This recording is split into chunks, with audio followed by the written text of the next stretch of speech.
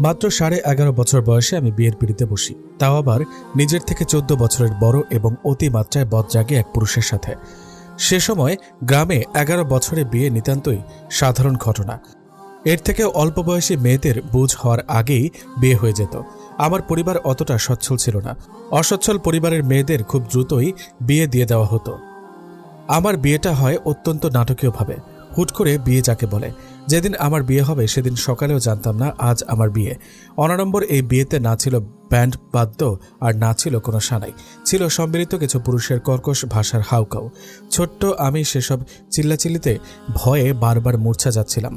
বিয়ে মানে কি সেটা বোঝার আগেই আমার বিয়ে হয়ে গিয়েছিল। আমাদের গ্রামের একটা অদ্ভুত রীতি ছিল। এখানে বিয়েতে কবুল বলার পরিবর্তে পান পাতা ছোঁয়ানো হতো। পান পাতা ছুঁয়ে মাথা নাড়িয়ে সম্মতি দিলেই বিয়ে হয়ে যেত। আমাকে খেলনার লোভ দেখিয়ে পান পাতা ছোঁয়ানো হয়। তখনও পর্যন্ত আমি বুঝিনি এটাকে বিয়ে হওয়া বলে। আমার শরীর তখনও পরিস্ফুটিত হয়নি।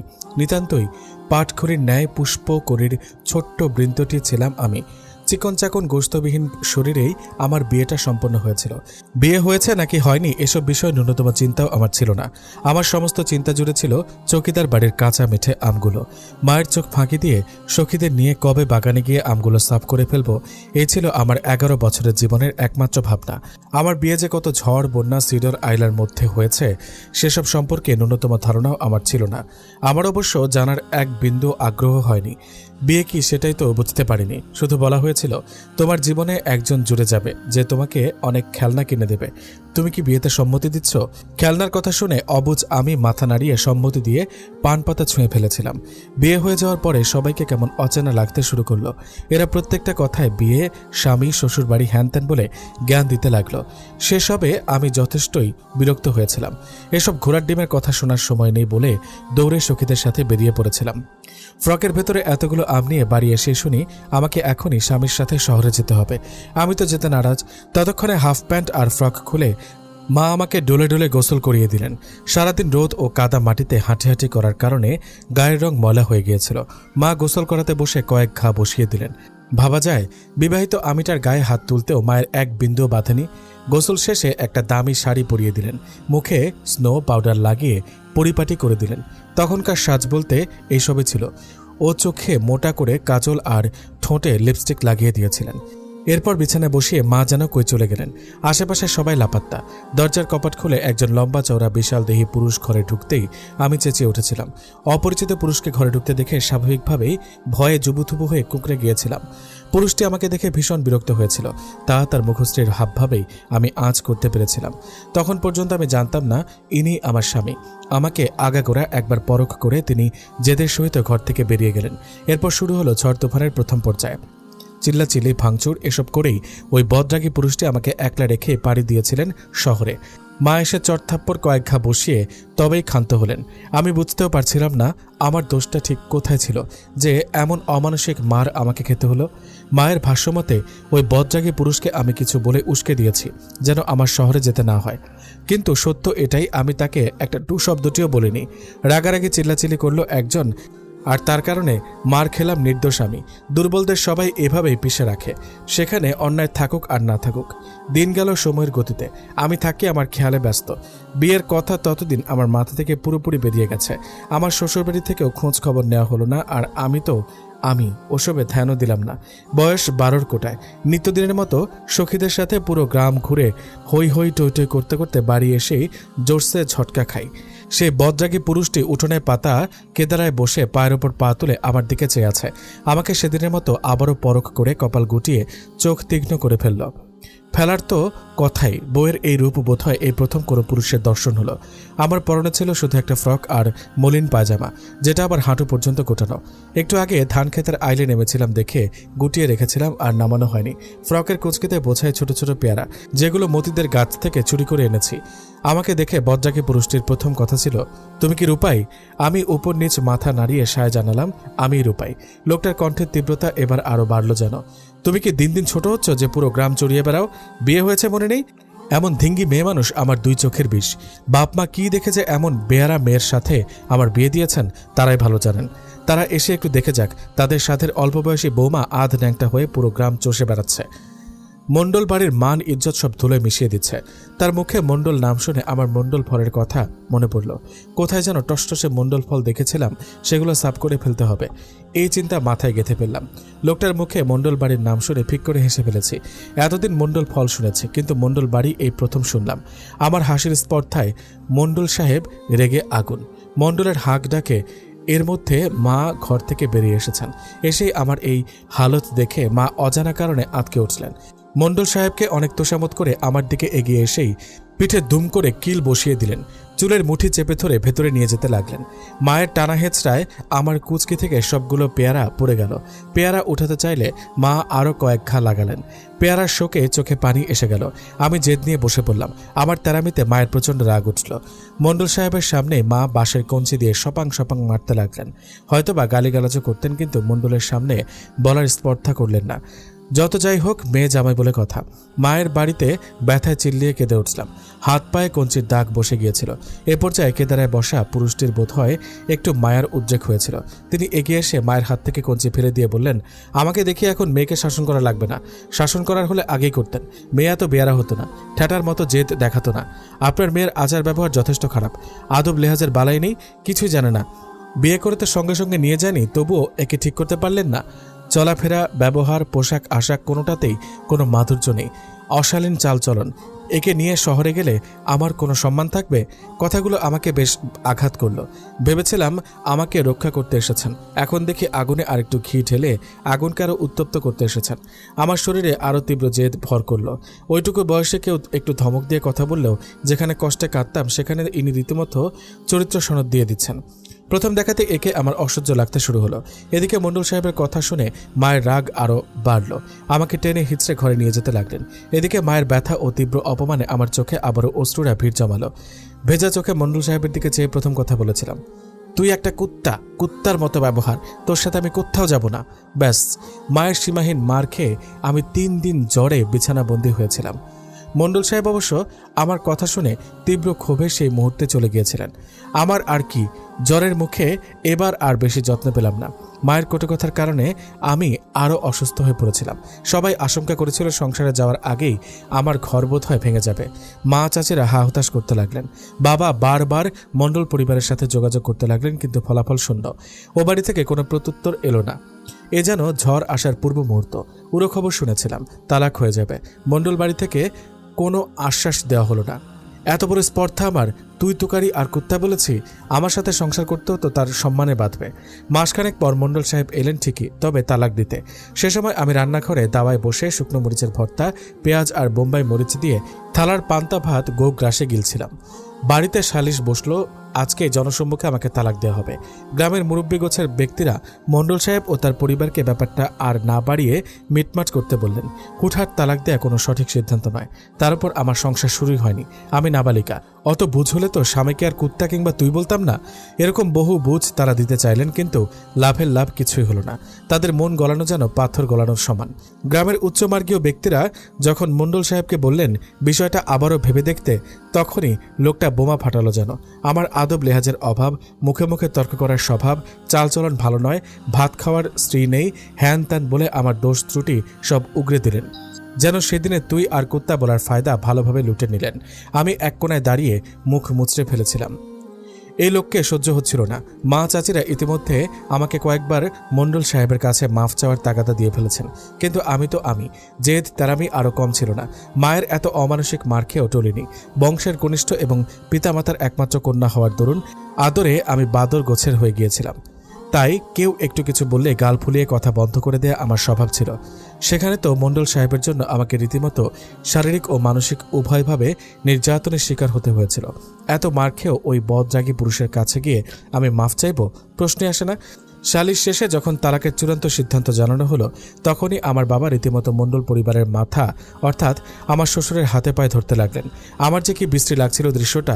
বাবা কেন ওই পরিবারের সামনে মাথা নোয়াচ্ছিল, ওইটুকু বোঝার মতো বয়স আমার হয়নি। বিয়ে হয়েও সংসার না করে তালাকপ্রাপ্ত হওয়া ছিল একজন নারীর জন্য অভিশাপ। তালাক শব্দটা সে সময় অতীব জঘন্য তাৎপর্য বহন করত।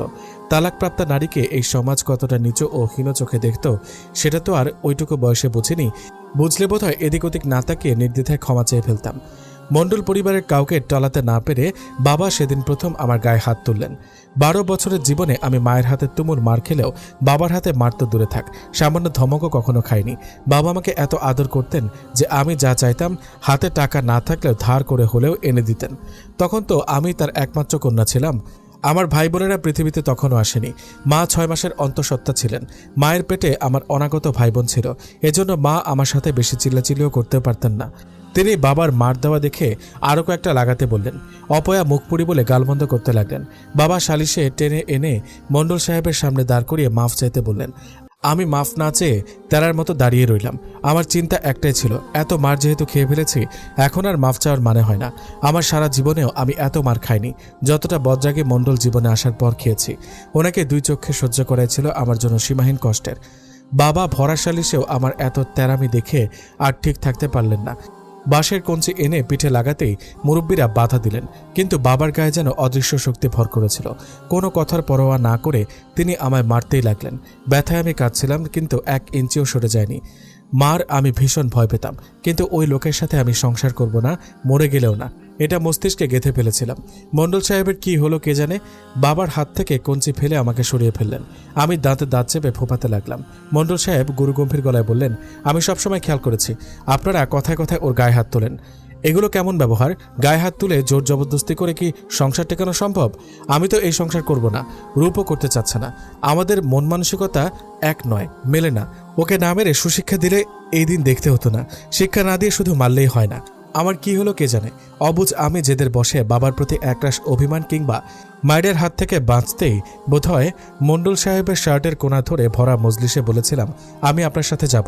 মণ্ডল সাহেব হা করে আমার দিকে চেয়ে রইলেন, যেন আমার মুখে এই কথা একদমই আশা করেননি তিনি। উপস্থিত সবাই কিংকর্তব্য বিমূঢ় হয়ে গিয়েছিলেন আমার সিদ্ধান্ত পরিবর্তনে, যার জন্য এত মার খেলাম। তালাক হয়ে যাবে সিদ্ধান্ত হলো, ঠিক তার সাথেই যাওয়ার জন্য আমি এক পায়ে রাজি হয়ে গিয়েছিলাম। বাবা খুশি হয়েছিলেন আমার সিদ্ধান্তে। আমার শ্বশুর ছেলেকে একবার জিজ্ঞেস করলেন তার অভিমত কি। বেচারা আমার এত দ্রুত সিদ্ধান্ত পরিবর্তনে তখনও তবদা ছিল, শুধু মাথা নেড়ে সায় জানিয়েছিলেন। শ্বশুর আমাকে জামা কাপড় গুছিয়ে নিতে বললেন। আমি জেদে অবুঝ গলায় বলেছিলাম, এই বাড়ি থেকে একটা সুতাও আমি নেব না। ওই বাড়িতে গেলে কি আমাকে জামা কাপড় দেওয়া হবে না? মণ্ডল সাহেবের চোখের দিকে চেয়ে প্রশ্নটা করেছিলাম, ব্যাস আর কথা বাড়েনি। আমাকে নিয়ে আসা হয়েছিল মণ্ডল বাড়ি অর্থাৎ শ্বশুর বাড়িতে। বাবা চেয়েছিলেন আমাকে আরও পরে উঠিয়ে দিতে, কিন্তু আমার জেদে তার কথা ধোপেই টিকল না। বাবা মায়ের প্রতি অদৃশ্য ক্ষোভ তৈরি হয়ে গিয়েছিল, তাই জেদের বসে আমি মণ্ডল সাহেবের সাথে চলে আসি। ইতিমধ্যে শ্বশুরের মুখে মণ্ডল সাহেবের নাম জেনে নিয়েছিলাম, ইসাক মণ্ডল। পুরো নাম ইসাক আলী মণ্ডল। সম্পূর্ণ নাম অবশ্য পরে জেনেছিলাম। মণ্ডল বাড়িতে আমার প্রথম দিনটা অদ্ভুত কেটেছিল। সঙ্গে যেহেতু জামা কাপড় কিছুই আনেনি, সেহেতু ননদের একটা সুতির শাড়ি পরতে দেওয়া হয়েছিল। শাড়ি তো আমি পরতে জানতাম না, এ নিয়ে শাশুড়ি তুমুল হাউকাও জুড়ে দিলেন। এমনিতেই তার আমার উপরে ক্ষোভ ছিল। বিয়ে হওয়ার এতদিন পরেও আমার আদব কায়দা হয়নি। তারপর তার ছেলেকে কুত্তা তুই এসব বলেছি বলে তার মনে অজানা রাগ ক্ষোভ জমাইত ছিল। আমি তার এত ধমকে সিটিয়ে পড়েছিলাম। বাবা মারের হাত থেকে বাঁচতে কোন জল্লাদের মুখে এসে পড়লাম ভেবেই হাত পা ঠান্ডা হয়ে গিয়েছিল। আমার ননদ যে আমার থেকে বয়সে 9 বছরের বড় ছিল, সে আমাকে শাড়ি পরিয়ে দিয়েছিল। উল্লেখ্য তার বিয়ে হয়ে গিয়েছিল। বাবার বাড়িতে কয়েকদিনের জন্য বেড়াতে এসেছিল সে। শাড়ি পরিয়ে আমাকে মণ্ডল সাহেবের ঘরে নিয়ে আসা হয়েছিল। ঘরটা বেশ বড়, পরিপাটি গোছানো। আমার শ্বশুরবাড়ি বনেদি পরিবার বলা চলে। বিশাল বিশাল দোচালা ঘর দেখেই তো ঠাউর করতে পেরেছিলাম। ননদ ও চাচি শাশুড়িরা বিভিন্ন জ্ঞান দিলেন। ননদ তেমন কিছু না বললেও চাচি শাশুড়িরা যেন থামার নয়। কিভাবে স্বামীর মন জয় করা যায়, স্বামীর সামনে সবসময় পরিপাটি হয়ে থাকতে হবে, স্বামী ডাকলে সঙ্গে সঙ্গে সাড়া দিতে হবে, মুখে মুখে তর্ক করা যাবে না, কাছে ডাকলে এগিয়ে যেতে হবে, এমন আরও নানা অসহ্য উপদেশ দিয়ে ক্ষান্ত হলেন। এছাড়াও তাদের বৈবাহিক জীবন নিয়ে 1 হাত লম্বা ফিরিস্তি শুনিয়ে তবেই দম নিয়েছিলেন তারা। আরও ছোট বয়সে বিয়ে করে সংসারের হাল ধরেছেন তারা। সেখানে আমার 12 বছরেও এমন অবুঝ থাকা সাজে না। আরও কত কি আলাপ। আমি চুপটি করে তাদের কথা কেবল শ্রবণেন্দ্রিয় ঢুকিয়েছিলাম, কিন্তু মাথায় আদতে আমার কিছু ঢুকেনি। বিয়ের মানে কি জানলে তো ঢুকবে। শুধু এতটুকুই খেয়াল হচ্ছিল, ওই বদজাগী লোকটা আমার সাথে থাকবে কেন? তাদের কি রুমের আকাল পড়েছে? স্বামী স্ত্রী একসাথে থাকতে হয়। 12 বছরের ছোট্ট আমিটার সেইটুকু জ্ঞানও ছিল না। সবাই বেরিয়ে যেতে আমি শাড়ি কোনো মতে সামলে বালিশে মাথা ঠেকিয়ে ঘুমের অতল গহ্বরে তলিয়ে গিয়েছিলাম। অথচ তারা যাওয়ার আগে মণ্ডল সাহেবের অপেক্ষা করতে বলে গিয়েছিলেন, যা আমি ভুলে খেয়ে ফেলেছিলাম। কারণ ততক্ষণে আমার 2 চোখে ঘুমেরা আন্দোলনে নেমেছিল। ঘুম ভেঙেছিল পরের দিন সকালে। আড়মোড়া ভেঙে পাশ ফিরতেই একটা শক্তপোক্ত শরীরের সাথে ধাক্কা খেয়েছিলাম। আতঙ্কে মাথা উঁচিয়ে দেখেছিলাম মণ্ডল সাহেব আমার পিঠ বরাবর কাত হয়ে 2 হাত বুকে গুজে নিশ্চিন্তে ঘুমাচ্ছেন। একটা পুরুষকে পাশে ঘুমাতে দেখে এমন চিল্লানি দিয়েছিলাম, বেচারা ঘুম থেকে আটকে উঠেছিল। আমি ততক্ষণে চোখের পানি নাকের পানি এক করে ফেলেছি। বাবার বাড়ি যাব বলে বিরামহীন কাঁদছি। মণ্ডল সাহেব বিরক্তিতে ধমক দিয়ে কান্না থামাতে বলেছিলেন, কিন্তু আমি তো কান্না থামাবই না। একটা পুরুষ আমার সাথে ঘুমাবে কেন? বাড়িতে কি খাটের অভাব? এত এত ঘর থাকতে আমার মতো ছোট বাচ্চার সাথে তার ঘুমানো লাগবে কেন? জবাবদিহি চাচ্ছিলাম। কাঁদতে গিয়ে চোখের কাজল লেপটে বেতাল অবস্থা হয়ে গিয়েছিল। লিপস্টিক তো ঘুমের ঘোরে বালিশে লাগিয়ে হুলস্থুল করে ফেলেছিলাম। শাড়ি খুলে যাচ্ছে তাই অবস্থা। শরীরে শুধু ঢোলা ব্লাউজ আর পেটিকোট ছিল। ঢাকার মতো শরীর আমার তখনও হয়নি, বিথায় শাড়ি খুলে যাওয়াতেও আমার বিশেষ ভাবান্তর হলো না। তখনও পর্যন্ত বয়সন্ধিকালের ধাপে আমি পা রাখিনি। মণ্ডল সাহেব বেশ বিপাকে পড়লেন। নাবালিকা বউকে নিয়ে তার ভোগান্তির শেষ নেই বুঝে গিয়েছিলেন। তিনি বিরক্তি নিয়ে ঘর থেকে বেরিয়ে যেতে চাইলে আমি আবার ফোপাতে ফোপাতে ডেকে উঠেছিলাম। আমাকে ফ্রক এনে দেওয়ার জন্য তাগাদা দিচ্ছিলাম। এই ঘোড়ার ডিমের শাড়ি পরে থাকতে মোটেও ভালো লাগছিল না বলে ঘ্যান ঘ্যান করছিলাম। মণ্ডল সাহেব চোখ কপালে তুলে শুধু আমাকেই দেখছিলেন। হয়তোবা ইতিহাসে এই প্রথম কোনো বউ স্বামীর কাছে ফ্রক পরার আবদার করেছিল বলে বেচারা স্তব্ধ হয়ে গিয়েছিল। মণ্ডল সাহেব ফ্রক জোগাড় করে দিতে না পারলেও একটা কামিজ এনে দিয়েছিলেন। সেটা আবার আমার মতো চিকনি চামেলির গায়ে ফিট হচ্ছিল না, কাঁধ গলিয়ে পড়ে যাচ্ছিল। মণ্ডল সাহেব তার লক্ষ্য করে কোত্থেকে সেফটি পিন এনে কামিজের কাঁধ ও গলার দিকে ভাঁজ করে লাগিয়ে দিয়েছিলেন। এরপরেও ঢোলাঢালা থাকলেও কাঁধ গলিয়ে আর পড়ে যায়নি। অদ্ভুতভাবে আমি সবকিছু মণ্ডল সাহেবের নিকট চাইতে লাগলাম, যেন এ বাড়িতে তিনি আমার একমাত্র ভরসা। দাঁত মাজতে তার পেছন পেছন পুকুর ঘাটে গেলাম। তিনি বাড়ির কলপারে যেতে নির্দেশ দিলেন। বাড়ির মেয়ে বউদের জন্য পুকুর ঘাট নয়। আমি থোড়ায় কেয়ার করলাম না। সকালের প্রকৃতি দেখতে দেখতে দাঁত মাজার মজাই আলাদা। দাঁতের মাজন চাইলাম। মণ্ডল সাহেব শীতল দৃষ্টি নিক্ষেপ করে সবকিছু এগিয়ে দিয়েছিলেন। আমাদের বাড়ির পুকুরটা ছোট ছিল, পুকুরে সিঁড়ি ছিল না। গাছের মোটা মোটা গুড়ি দিয়ে পুকুরের সিঁড়ি বানানো হয়েছিল, কিন্তু ওনাদের পাকা সিঁড়ি আর একটা মস্ত বড় হেলিয়ে পড়া আম গাছের নিচে বিরাট পুকুর ছিল। বাতাবরণের দোলাচলে গাছের পাতাগুলো পুকুরের পানিতে মিলেমিশে যাচ্ছিল। দেখতে অভূতপূর্ব সেই দৃশ্য। আমি সেই অভূতপূর্ব দৃশ্যের মিলমিশ বিভোর হয়ে দেখতে দেখতে সিঁড়িতে পা ছড়িয়ে বসে দাঁত মাজতে লাগলাম। আমি বাদেও যে এখানে আরেকটি অস্তিত্ব রয়েছে তা প্রকৃতির সান্নিধ্য এসে এক মুহূর্তের জন্য বেমালুম ভুলে বসেছিলাম। মণ্ডল সাহেব আমার এ ছেলে মানুষিতে চরম বিরক্ত হলেন। বেখেয়ালে আমার শরীর থেকে বড় ওড়নাটা খুলে পড়েছিল। আসলে ওড়না শাড়ি সামলানোর মতো বয়সটা তখন আমার হয়নি। বিয়ের পর মা কয়েকবার ওড়না পরতে তাগাদা দিলেও আমি সামলাতে পারি না দেখে গায়ে জড়াতাম না। মণ্ডল সাহেব ধমকে ওড়না মাথায় উঠিয়ে দিয়েছিলেন। মুখ ধুয়ে দ্রুত উঠতে বলেছিলেন। আমি সিঁড়িতে বসে পুকুরের পানিতে পা ডুবিয়ে ডুবিয়ে মুখ ধুচ্ছিলাম, আর মণ্ডল সাহেব আমার ওড়নার কোনা ধরে রেখেছিলেন যেন খুলে পড়ে না যায়। এমত অবস্থায় একজন অপরিচিত মধ্যবয়স্ক নারী মুখে আঁচল চেপে ছিছি করতে করতে চলে গেলেন। আশ্চর্য, ছিছি করার কারণটা বোধগম্য হচ্ছিল না আমার। মহিলা কাঁথের কলসি ফেলেই চম্পট হলেন। আমার দীর্ঘ ভাবনার মাঝে মাথায় জোরে ঠোসা মেরে বসেছিল কেউ। মণ্ডলের ঘরের মণ্ডল ছাড়া আর কে? তখনও বুঝিনি কি বিপদ আমার জন্য অপেক্ষা করছিল। বাড়ি ফিরে দেখি শাশুড়ি রেগে মেগে আগুন। কোন কারণে তার এমন রণচণ্ডী রূপ তা বোধগম্য হচ্ছিল না। মণ্ডল সাহেব আমাকে রেখে ঘরে ঢুকে গিয়েছিলেন। আমিও তার পিছু পিছু যেতে নিলে শাশুড়ি আমাকে থামিয়ে দিয়ে গুরু গম্ভীর গলায় আমার উড়নচণ্ডী রূপ কমানোর পরামর্শ দিলেন। ভারদার হতে লাগলেন। এখন আমি এই বাড়ির বউ, বাচ্চা আমি অবুঝপনা ছেড়ে বউয়ের মতো থাকতে বললেন, আর স্বামীর সাথে হুটহাট বাইরে যেতে নিষেধ করে দিলেন। পাড়াপড়শি সেসব ভালো চোখে দেখে না বলে কথা শুনিয়ে নানান কথা শুনিয়ে দিয়েছিলেন। ছোট্ট আমিটা সেসব ধমকানো সুরের কথায় এত আঘাত পেয়েছিলাম যে ঘরে ঢুকে হাউমা করে কাঁদতে লেগেছিলাম। মণ্ডল সাহেব বোধহয় কোথাও বেরোতে নিয়েছিলেন। আমার এমন মরণ কান্নায় তিনি এগিয়ে এসে বসেছিলেন আমার শিয়রের পাশে। কি হয়েছে জানতে চাইলে আমি সেসব কথা কানে ঢোকাচ্ছিলাম না। আমার মন মস্তিষ্ক জুড়ে একটু আগের রূঢ় কথাগুলো বিচরণ করছিল। মণ্ডল সাহেব আমার জেদে ধমকে উঠেছিলেন। একটু আগে তার মা ধমকালো, এখন আবার সেই কথা মনে পড়তেই আমার জেদ আরও বেড়ে গিয়েছিল। উঠে বসে ফোপাতে ফোপাতে বলেছিলাম, আপনারা সবাই আমাকে ধমকাচ্ছেন কেন? আপনি এখানে ধমক খাওয়াতে এনেছেন? আমার বাবার বাড়ি দিয়ে আসুন। এখানে সবাই আমাকে বকুনি দেয়, ধমকায়। মণ্ডল সাহেব আমার কান্না ভেজা কণ্ঠ আর অভিযোগে কিছুটা নমনীয় হলেন। এগিয়ে এসে মাথায় হাত বুলিয়ে দিয়ে বলেছিলেন, রূপ, তুমি তো এখন অত ছোট নও, তোমার বিয়ে হয়েছে, এটা তোমার সংসার, এ বাড়ির বড় বউ তুমি, তোমাকে মানিয়ে গুছিয়ে চলতে হবে। জানি তোমার বয়সটা বড্ড কম, কিন্তু শিখতে তো হবে নাকি? তোমার চেয়েও কম বয়সী মেয়েরা সংসার করছে, সবকিছু সামলাচ্ছে, সেখানে তুমি এখনো বাচ্চামি করছো। সংসার, বিয়ে এসব কি মাথায় ঢোকেনি। ঢোকানোর করার প্রয়োজনও মনে করিনি আমি। আমার চিন্তা ভাবনা শুধু খেলাধুলা আর মুক্ত পাখির মতো এখানে ওখানে ছুটে বেড়ানো পর্যন্ত সীমাবদ্ধ ছিল। আমি ঠোঁট উল্টে বলেছিলাম, সংসার, বিয়ে এসব দিয়ে আমি কি করব? বাবার বাড়ি যাব, ওই বিটকেল মহিলার রাগ কমলে আবার আসবনি। কতটা অবুঝ হলে আমি মণ্ডল সাহেবের সামনে তারই মাকে বিটকেল বলেছিলাম ভাবা যায়। মণ্ডল সাহেব অদ্ভুত নজরে আমাকে দেখছিলেন। আমার চোখের পানি শুকিয়ে গালে লেপটে গিয়েছিল। ওড়না বহু আগে কাঁধ খসে নিচে পড়ে গেছে, শুধু কামিজটাই ছিল পরনে। সেটা নিচের অংশ দিয়ে একটু পরপর চোখের পানি মুছছিলাম। মণ্ডল সাহেব কয়েক মুহূর্ত পর বলেছিলেন, তোমাকে কি সংসার সম্পর্কে কিছু শিখিয়ে পাঠায়নি? বিয়ে হয়ে যাওয়ার পরেও কি হয় তাও কেউ বলেনি? আমি ফুপিয়ে উঠে বলেছিলাম, বলেছে অনেক খেলনা কিনে দেবেন, কিন্তু আসার পর থেকে তো আপনি একটা খেলনাও দেননি, শুধু ধমকাচ্ছেন। ও একটু আগে মাথায় ঠোসাও মেরেছেন। জানেন, আমার বাবার বাড়িতে অনেকগুলো হাড়ি পাতিলের খেলনা আছে। পুতুলের বিয়ে দেওয়ার কথা ছিল 2 দিন পর, কিন্তু এর আগে আপনি এসে পুরো পরিকল্পনাটা নষ্ট করে দিলেন। আমার বাচ্চামি ভরা অভিযোগে মণ্ডল সাহেবের ভ্রম কুঁচকে গিয়েছিল। আমি তো মনের মাথুরি মিশিয়ে আমার সব কথা বলে দিচ্ছিলাম। অপর পাশে মানুষ কি ভাববে কিংবা কার কাছে কি বলছি ওইটুকু বোঝার মতো জ্ঞান আমার হয়নি। মণ্ডল সাহেব খানিক কৌতূহলীর সহিত বলেছিলেন, বিয়ে হয়েছে, এখন বড় বড় হাড়ি পাতিল নিয়ে খেলো। ছোট ছোট হাড়ি পাতিল দিয়ে তো বহু খেললে।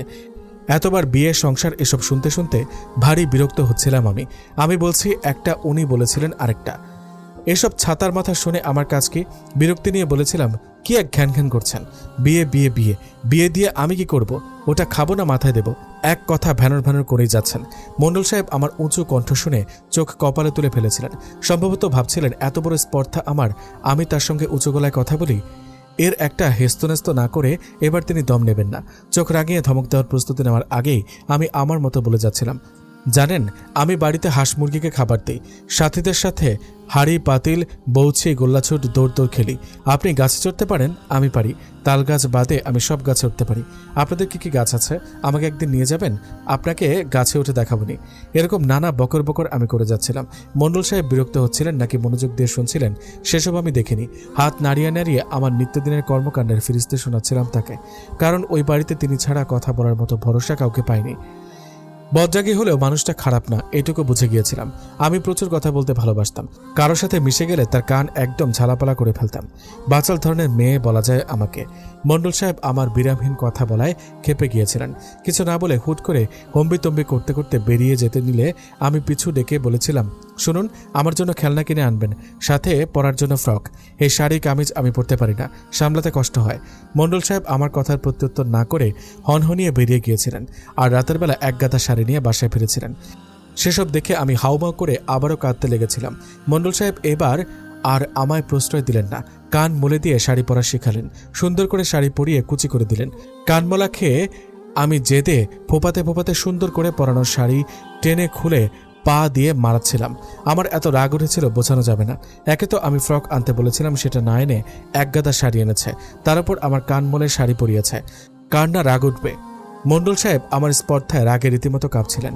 শাড়ি উঠিয়ে রাখতে রাখতে বলেছিলেন, থাকো এমন আধ ন্যাংটা, ছায়া আর ব্লাউজ পরে ঘোরো, তোমাকে আর কোনো পোশাকই কিনে দেওয়া হবে না, বেশরম জিদ্দি মেজাত। আমি ঘরের মাঝে দাঁড়িয়ে ফোপাতে ফোপাতে তার দিকে চেয়েছিলাম। একটু পরে খানা খাওয়ার ডাক পড়লেও আমি গেলাম না। জেদ নিয়ে পেটিকোট আর ব্লাউজ পরে শুয়ে পড়লাম। ভাত খাবো না। মণ্ডল সাহেবও জোরাজুরি করল না। ওদিকে সবাই আমার খানা খেতে না যাওয়ার কারণ জিজ্ঞেস করলে মণ্ডলের ঘরের মণ্ডল বললেন, আমি নাকি রোজা রেখেছি। আমি কান খাড়া করে সবই শুনছি। আশ্চর্য, রাতের বেলা রোজা রাখে কে? ওইটুকু বয়সে রোজা রাখার মতো সাহসও তো আমার কখনো হয়নি। আচ্ছা বদলোক তো। রাতে আমি একা ঘুমাতে পারি না, তাই জুবুথুবু হয়ে ঘুমিয়ে পড়েছিলাম। ঘুমের ঘোরে পাশ হাতড়ালাম। ছোট থেকেই ঘুমের ঘোরে পাশ হাতড়ানো আমার স্বভাব ছিল। মা আমার সঙ্গে ঘুমাতেন আর আমি মায়ের গা ঘেঁষে ঘুমাতাম। মাকে চেনার একমাত্র উপায় ছিল তার নাকফুল। সেদিনও ঘুমের ঘোরে পাশের মানুষটিকে হাতড়ালাম। আমার যে বিয়ে হয়ে গিয়েছিল ওসব আমার মাথায় ছিল না। মানুষটির নাক বরাবর হাত এনে পুরো নাক খুঁজেও নাকফুলের অস্তিত্ব পেলাম না। নাকফুল না পেয়ে ঘুমের মধ্যে ফুপিয়ে উঠি, মা মা করতে লাগলাম। মণ্ডল সাহেবের ঘুম আমার হাতাহাতিতেই ভেঙে গিয়েছিল। ফোপানোর আওয়াজে বেচারা ভেবেছিল আমার বুঝি ক্ষুধা পেয়েছে, তাই মামা করছে। উনি ধীরে সুস্থে উঠে তার শরীর থেকে আমার হাত পা সরিয়ে উঠে বসে আমায় ডাকছিলেন। আমি সাড়া দেইনি। উনি উঠে দরজা খুলে রসুই ঘরে গিয়ে খানাডুলি থেকে প্লেটে করে ভাত তরকারি নিয়ে এসেছিলেন। ঘরে এসে আমাকে জাগিয়ে খাবার খেতে বললেন। ঘুম ঘুম চোখে মুখ গোমরা করে আমি মুখ ফিরিয়ে নিয়েছিলাম, অর্থাৎ আমি খাবো না। মণ্ডল সাহেব আমার তেরামিতে আবার কান মলে দিলেন। আমি তার দিকে চেয়ে আবার ফোঁপাতে লাগলাম। বজ্জাগী লোক আমাকে চোখ রাঙিয়ে ভাত মাখিয়ে খাইয়ে দিয়েছিল। খাবো না বলায় জোর করে ধমকে খাইয়েছিলেন। খাবার খাওয়ার ফাঁকে ফাঁকে মায়ের কাছে যাব বলে তার কাছে বায়না করছিলাম। তিনি কিছুদিন পরে নিয়ে যাওয়ার আশ্বাস দিয়েছিলেন। আরও কিছু উদ্ভট প্রশ্ন অবশ্য করেছিলাম। প্রশ্নগুলো ছিল, আপনি আমার সঙ্গে থাকেন কেন? আপনার কি ঘুমানোর জায়গা নেই? আমার সঙ্গে আপনার বাড়ির একজন মহিলাকে ঘুমাতে দিলেই তো হয়। বেশরমের মতো আমার সাথে যে ঘুমান, মানুষ কি বলবে? কতটা নির্বোধ আর গর্ধব হলে এমন প্রশ্ন নিজের স্বামীকে করা যায়, যেখানে আমার সাথে ঘুমানোর সবচেয়ে বড় ও একমাত্র হকদার ছিলেন তিনি। মণ্ডল সাহেব যেহেতু ভোরবেলা ফজরের নামাজ পড়তে উঠতেন, সেহেতু আমিও তার সাথে উঠে পড়েছিলাম। তাছাড়া বেশি বেলা করে ঘুমানোর স্বভাব আমার কখনই ছিল না। মণ্ডল সাহেব আমাকে নামাজ পড়ার তাগাদা দিয়ে মসজিদে ছুটেছিলেন। মক্তবে নামাজ পড়া ও অজু করা শিখিয়েছিলেন হুজুর। মায়ের সঙ্গে সঙ্গে মাঝে মাঝে নামাজ পড়া হতো। আমপারা পড়তে জানতাম আমি। কোরআন ধরা হয়নি আমার, তার আগে বিয়ে হয়ে গিয়েছিল। রাতের কিনে আনা শাড়ি কোনো মতে শরীরে পেঁচিয়ে খুব কষ্টে অজু করেছিলাম। বারবার শাড়ির আঁচল খসে পড়ছিল। অজু শেষে জায়নামাজ বিছিয়ে নামাজ পড়ে মণ্ডল সাহেবের জন্য অপেক্ষা করছিলাম, তার সাথে হাঁটতে যাব। চারপাশে আধার কেটে একটু একটু করে পরিষ্কার আভা ছড়িয়ে যাচ্ছিল। মণ্ডল সাহেব জায়নামাজ হাতে ঘরে প্রবেশ করতেই আমি দৌড়ে এসে তাকে ধরতে চাইলাম। তার আগে ঘটে গিয়েছিল অঘটন। শাড়িতে পা পেঁচিয়ে ধম করে তার সামনে পড়ে গেলাম। এত জোরে পড়ায় প্রচণ্ড ব্যথায় ফুপিয়ে কাঁদছিলাম। মণ্ডল সাহেব তড়িঘড়ি করে এগিয়ে এসে আমাকে উঠিয়ে বসালেন। ব্যথায় চোখের পানি অনবরত ঝরছিল। দুই হাঁটু ও বুকে বেশ খানিকটা চোট পেয়ে ফোপাচ্ছিলাম। মণ্ডল সাহেব বকাঝকা করতে করতে বাচ্চাদের যেভাবে কোলে নেয় সেভাবে বুকের সাথে চেপে ধরে বিছানায় এনে বসালেন। কোথায় কোথায় ব্যথা পেয়েছে তা জানতে চাইলে হাঁটু দেখিয়ে দেই। তিনি শাড়ি উঠিয়ে হাঁটুতে দাওয়ায় লাগিয়ে কঠিন ধমক লাগিয়েছিলেন। আরও কোনো ব্যথা পেয়েছে কিনা জানতে চাইলে বুকের কথা আর বলতে পারিনি, লজ্জা লাগছিল ভীষণ। যত যাই হোক, একটা পুরুষের সামনে তো আর জামা খুলতে পারি না। হাঁটু ও বুকের ব্যথা নিয়েও আমি মণ্ডল সাহেবের সাথে তাদের বাগানে গিয়েছিলাম। তার হাত চেপে চারপাশে ঘেরা গাছগাছালি ও মাটির কাঁচা রাস্তা ধরে সামনে এগোচ্ছিলাম। আশেপাশে ছিল সারি সারি সুপারি আর নারিকেল গাছ। সবগুলো সুপারি গাছে সুপারির থোকা ঝুলছিল। নারিকেল গাছের নারিকেল দেখে চোখ দুটো সেদিকেই বারবার যাচ্ছিল। মণ্ডল সাহেব না থাকলে এতক্ষণ সেগুলো সাবার করে ফেলতাম। পুরো বাগান ঘুরে তাদের বিভিন্ন গাছের বাহার দেখছিলাম। আম, জাম, কাঁঠাল, লিচু, কলা, জাম্বুরা, পেয়ারা, লটকন সব ধরনের গাছে পরিপূর্ণ ছিল তাদের বাগান। মনে মনে পরিকল্পনা করছিলাম, এসব কবে সাফ করব? এগুলো সব তো মণ্ডল সাহেবদের কাজ। এখান থেকে ফল ছিঁড়লে তো আর চুরি করা হবে না, নাকি হবে? এসব প্রশ্ন মনের ভেতরে উঁকি ঝুঁকি মারছিল। মণ্ডল সাহেব নিচ থেকে কিছু পেয়ারা আর কাঁচা আম আমাকে পেড়ে দিয়েছিলেন। আমি শাড়ির আঁচলে আম মুছে এক কামড় বসিয়ে দিয়েছিলাম। ভীষণ টক, আমাদের বাড়ির মতিদের মতো কাঁচা মিঠে না। উনি অদ্ভুত নজরে আমাকে দেখছিলেন। তার চাহনি দেখে আধ খাওয়া আম বাড়িয়ে দিয়েছিলাম। তিনি মুখ ঘুরিয়ে নিয়েছিলেন। আমি মুখ বাঁকিয়ে মনে মনে বদলোক বলে তার গোষ্ঠী উদ্ধার করেছিলাম। খোশ মেজাজে বাড়ি ফিরতে আমার শাশুড়ির মুখোমুখি হতে হলো। তিনি আমাকে আর মণ্ডল সাহেবকে একসাথে দেখে মুখ শক্ত করে ফেলেছিলেন। আমার শাড়ির আঁচল ভর্তি কাঁচা আম, লটকন আর পেয়ারা দেখে তিনি মণ্ডল সাহেবকে বলেছিলেন, এসব ছিঁড়ে এখনই খেতে হবে কেন? বউ পেয়ে কি বোধ বুদ্ধি সব হারিয়ে ফেলেছে? ইত্যাদি ইত্যাদি আরও নানা কথা। মণ্ডল সাহেব শাশুড়িমাকে কথা না বাড়ানোর অনুরোধ করে ভেতরে চলে গিয়েছিল। শাশুড়ি ছেলের এমন দায়সারা জবাবে মোটেও খুশি ছিলেন না। আমার দিকে বারবার চোখ রাঙিয়ে তাকাচ্ছিলেন। কড়া গলায় তার পেছন পেছন আসার নির্দেশ দিলেন। আমি চুপচাপ তার পেছনে গেলাম। তিনি আমাকে বড় একটা মাছ কাটতে নির্দেশ দিলেন, যেটা কিছুক্ষণ আগেই তাদের পুকুর থেকে আনা হয়েছিল। আমি তবদা খেয়ে তাকিয়েছিলাম। দেখে থমকে উঠেছিলেন। মুখ কাচুমাচু করে ফেলেছিলাম। আমি তো মাছ কাটতে জানতাম না। মাছ কেন, কোনো রান্নাবান্না করতেও জানতাম না আমি। শাশুড়ির তাগাদায় কোনো মতে শাড়ির সামলে বসে মাছ ধরতেই বারবার পিছলে যাচ্ছিল। মাছের ওজনও কম ছিল না, কেজি 2-3 তো হবেই। বটিতে মাছ ধরে যেই দুখণ্ড করতে নিলাম, অমনি হাত পিছলে বটির ধারালো অংশ লেগে কেটে গেল। গলগলি রক্তের বন্যা নেমেছিল। আমার চিৎকার আর রক্তের মাখামাখিতে মণ্ডল বাড়ি কেঁপে উঠেছিল। হাত কেটে জ্বরে বেহুশের মতো উল্টে পড়েছিলাম সপ্তাহখানেক। সে কি জ্বর! বিছানা থেকে ওঠার মতো শক্তিও দেহ জুড়ে ছিল না। সেই এক সপ্তাহ মণ্ডল সাহেব বাচ্চাদের মতো সামলেছিলেন আমায়। বেচারা শহরে যেতে হতো, কিন্তু আমার জন্য যেতে পারেনি সেবার। শুনেছিলাম তিনি বড় পাশ করে বেরিয়েছেন। বড় পাশ বলতে বিএ পাশ বোঝাতো। শিক্ষিত মানুষ, শহরে পড়াশোনা শেষ করে চাকরির খোঁজে ছিলেন। চাকরি পরীক্ষার ভাইবা ছিল, সেটা আমার জন্য তার আর দেওয়া হয়নি।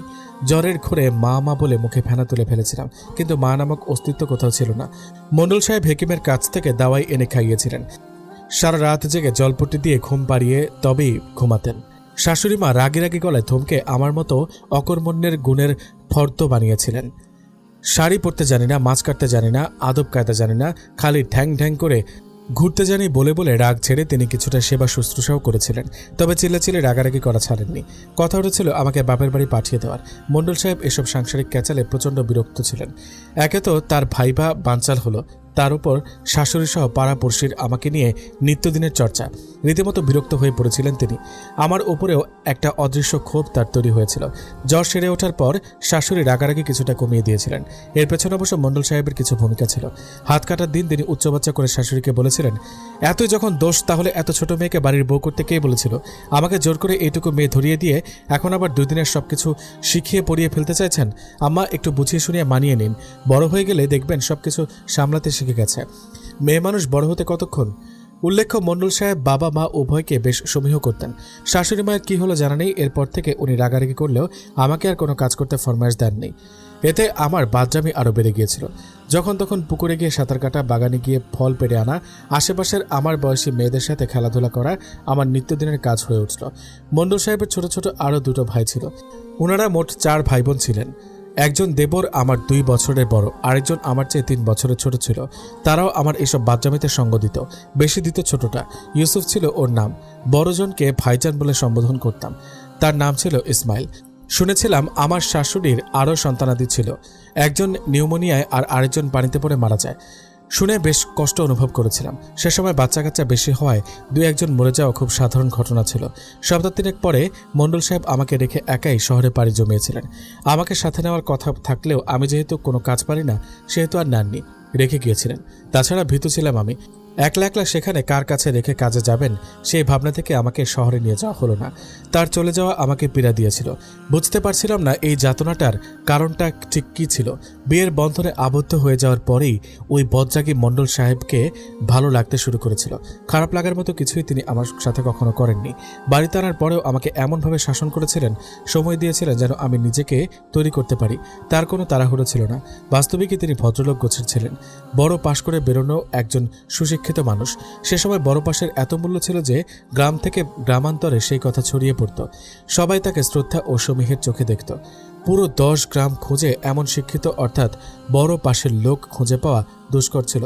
গ্রামের সাধারণ মানুষেরা তাদের কাছে জ্ঞান পরামর্শ নিতে আসত। মণ্ডল সাহেবের চলে যাওয়ার 6 মাস পেরিয়েছিল। আমি ততদিনে কিছুটা ভারতার হয়েছে। শাশুড়ি মায়ের সাথে থেকে অল্প বিস্তর কাজ আয়ত্ত করেছিলাম। মণ্ডল সাহেব 1-2 মাস পর পর চিঠি পাঠাতেন। সেই চিঠি বাড়ির সবাই বেশ আনন্দের সহিত পড়ত। মাস 4 পর তার চাকরি হয়ে যাওয়ার চিঠি এসেছিল। জুট মিলের বড় অফিসার পদে চাকরি হয়েছিল তার। আমার শ্বশুর পুরো গ্রামে মিষ্টি বিলিয়েছিলেন। শাশুড়িও বেশ খুশি ছিলেন ছেলের এত বড় সফলতায়। শুধু আমি একমাত্র দুঃখী ছিলাম। এত উৎফুল্লতার মাঝেও মণ্ডল সাহেবের আমাকে ভুলে যাওয়া চরম ব্যথিত করেছিল। যদিও সেসব পাত্তা না দিয়ে আমি সংসারে মনোযোগ দিতে চেষ্টা করেছিলাম, কিন্তু মন আমার কিছুতেই সংসারে টিকছিল না। বারবার ছুটে বেরিয়ে যেতে মন চাইতো। মুক্ত পাখির মতো উঠতে চাইতো। শ্বশুর আমার মনমরা অবস্থা আঁচ করতে পেরেছিলেন, তাই আমাকে কিছুটা ছাড় দিয়েছিলেন। আমি হুটহাট খালে বিলে জঙ্গলে চলে যেতাম। পুকুরে দাপাদাপি করে বেড়াতাম। যে পুকুরটিতে সাঁতার কাটতাম সেটার অবস্থান ছিল আমার শ্বশুর বাড়ির পেছনে। ওটা সে বড় পুকুরটার তুলনায় আকারে ছিল ছোট। আশেপাশে কালো কাপড় দিয়ে বেষ্টনী দেওয়া ছিল। বাড়ির মেয়ে বউদের জন্য এই পুকুরের ব্যবস্থা। গেরস্ত বাড়ির পুকুর বলে কথা। পর্দার খেলাপ করলে চলে। আমার শ্বশুরবাড়িতে পর্দার প্রথা বেশ কড়াকড়ি নিয়ম ছিল। এক দুপুরে পুকুরে দাপাদাপি করছিলাম। সাথে পাশের বাড়ির মিনুও ছিল। মেয়েটা বয়সে আমার 1 বছরের ছোট ছিল। মিষ্টি করে ভাবি ডাকত। পুকুরে সাঁতরাতে হঠাৎ করে মণ্ডল সাহেবকে চোখের সামনে দেখে অবাক হয়েছিলাম। তিনি খালি গায়ে লুঙ্গি পরনে পুকুরের পাড়ে এসে দাঁড়িয়েছিলেন। আমি তাকে দেখে অনেক লজ্জা পাচ্ছিলাম। এতদিন পর তাকে দেখে লজ্জা পাওয়াটা স্বাভাবিক ছিল। মণ্ডল সাহেব শহরে যাওয়ার আগে আমাকে ফ্রক কিনে দিয়েছিলেন। ওগুলোই পরে থাকতাম আমি। শাশুড়ি কিছু বলতেন না। যেহেতু ছেলে নেই, সেহেতু আমার ফ্রক কিংবা শাড়ি পরায় তার বিশেষ চিন্তা বা মাথা ব্যথা ছিল না। সেদিনও ফ্রক পরে সাঁতরাচ্ছিলাম। মিনু ও মণ্ডল সাহেবকে দেখে লজ্জা পাচ্ছিল। উনি আমাকে উঠে আসতে বললেন। মিনু তো তড়িঘড়ি করে উঠে পগার পার, আর আমি লজ্জায় ডুবেছিলাম 1 হাত। মণ্ডল সাহেবের ভ্রু কুঁচকে গিয়েছিল আমার এমন কাঁচুমাচু ভঙ্গিতে। তিনি তো আর জানেন না আশেপাশের মানুষেরা আমার কানে কি ঢুকিয়ে দিয়েছিল। স্বামী বিয়ে নিয়ে যে কেচ্ছা শুনেছিলাম, ওসব শুনে লজ্জায় কান দিয়ে শুধু ধোঁয়া বেরোতো। গ্রামের মানুষগুলো এত নির্লজ্জ ছিল, মিনুটাও আমাকে এ নিয়ে শরম দিত। মণ্ডল সাহেব ধমক দেওয়া শুরু করলেন। এতক্ষণ পানির মধ্যে রং করছে কেন বলে রাগারাগি করছিলেন। আমি তো উঠব না, উনি চলে গেলে উঠব এমন পরিকল্পনা ছিল। মণ্ডল সাহেব আমার তেরামিতে গাছের লম্বা ডাল ভেঙে পুকুরের সিঁড়িতে নেমে এসে চোখ রাঙিয়ে উঠতে বললেন। আমি তার হাতে ডাল দেওয়া দেখে ভয়ে আরও দূরে সাঁতরে চলে গিয়েছিলাম। আমার আস্পর্ধায় মণ্ডল সাহেবের রাগ যেন বাঁধ মানছিল না। তিনি হুট করে ডাল নিয়েই পুকুরে ঝাঁপিয়ে পড়লেন। আমি তো ওমাগো বলে উল্টো ঘুরে সাঁতরে পুকুরের শেষ প্রান্তে যেতে নিয়েছিলাম। অমনি উনি দ্রুত সাঁতরে এসে আমার কান টানতে টানতে পানি থেকে উঠালেন। উঠিয়ে ডাল দিয়ে পায়ে বাড়ি মারলেন আর ধমকাধমকি করছিলেন, তার কথা না শুনে এতক্ষণ পুকুরে থাকার কারণে। বাড়ি এসে আমাকে শাসন করা, মার দেওয়া আমাকে খুবই কষ্ট দিয়েছিল। এতদিন পরে এসেও এমন ব্যবহার করতে তার একটু বাঁধল না ভেবেই ঠোঁট উল্টে ফেলেছিলাম। মণ্ডল সাহেব আমার টলটলে আঁকে দেখে হাম্মামখানায় গিয়ে জামা পাল্টে আসতে বললেন। আমি কোনো কথা না বলে জামা পাল্টে পুকুরে এসে দেখি তিনি এখনও ভেজা অবস্থায় বসে আছেন। আমি কথা না বলে ভেজা ফ্রক নিয়ে সিঁড়িতে বসে কাঁচতে বসেছিলাম। মণ্ডল সাহেব আশেপাশে একবার দেখে আমাকে উঠিয়ে নিজেই ফ্রক পায়জামা ধুয়ে দিয়েছিলেন। তা দেখে আমার মনের বিষণ্ণতা একটু কেটে গিয়েছিল। গোসল করে বাড়ি আসতে না আসতেই শাশুড়ি মায়ের চিল্লাচিল্লি শুরু হয়ে গিয়েছিল।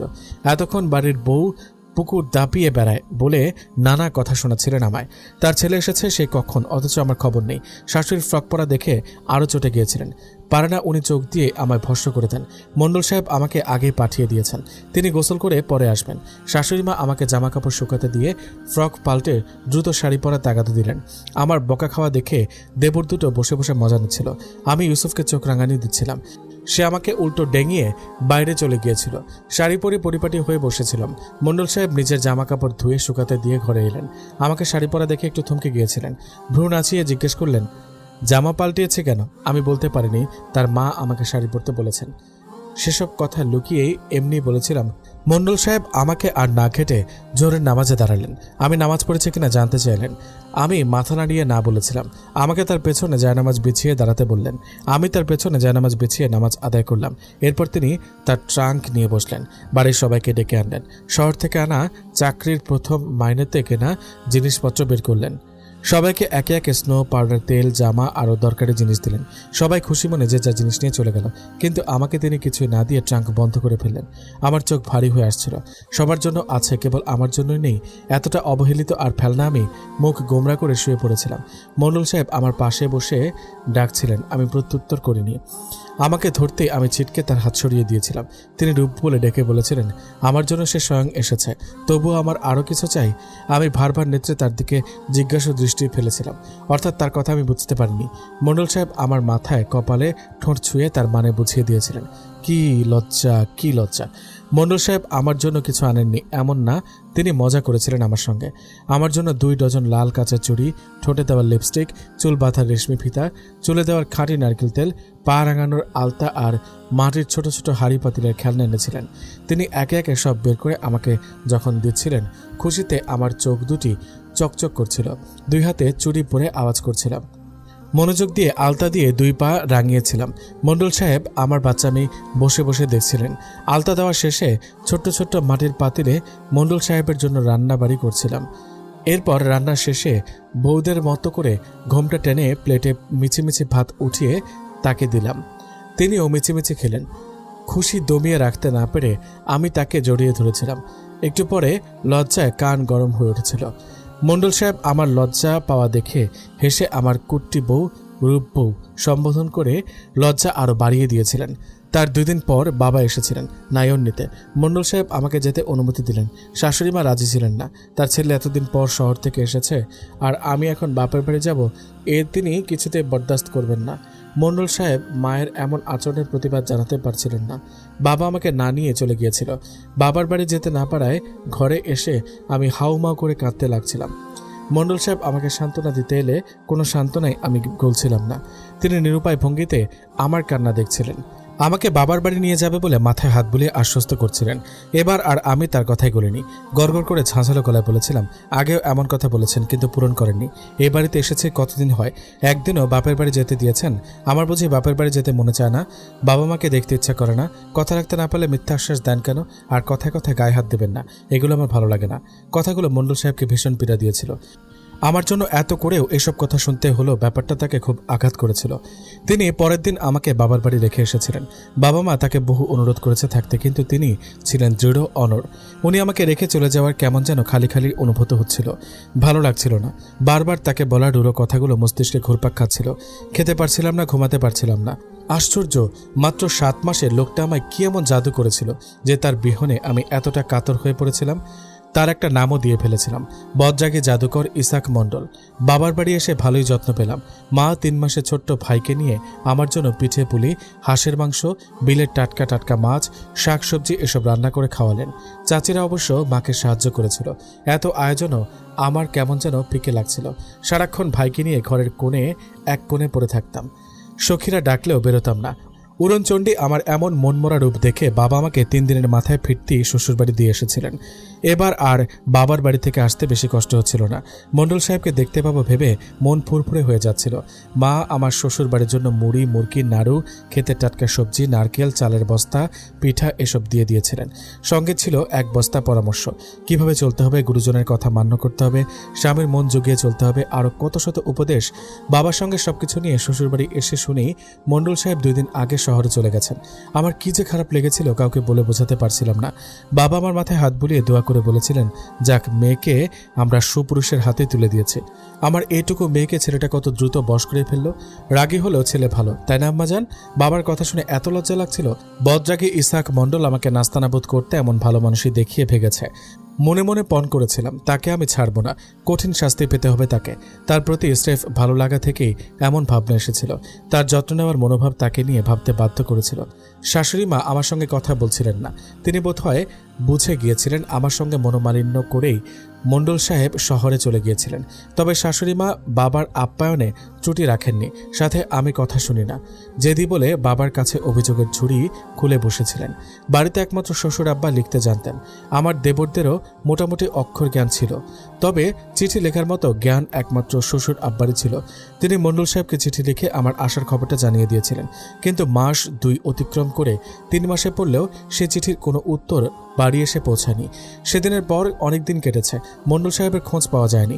আমি ততদিনে আবার আগের মতো লাফালাফি ঝাপাঝাপিতে নাম লিখিয়েছি। মণ্ডল সাহেবের চিন্তা আবারও মস্তিষ্ক থেকে বের হয়ে গেছে।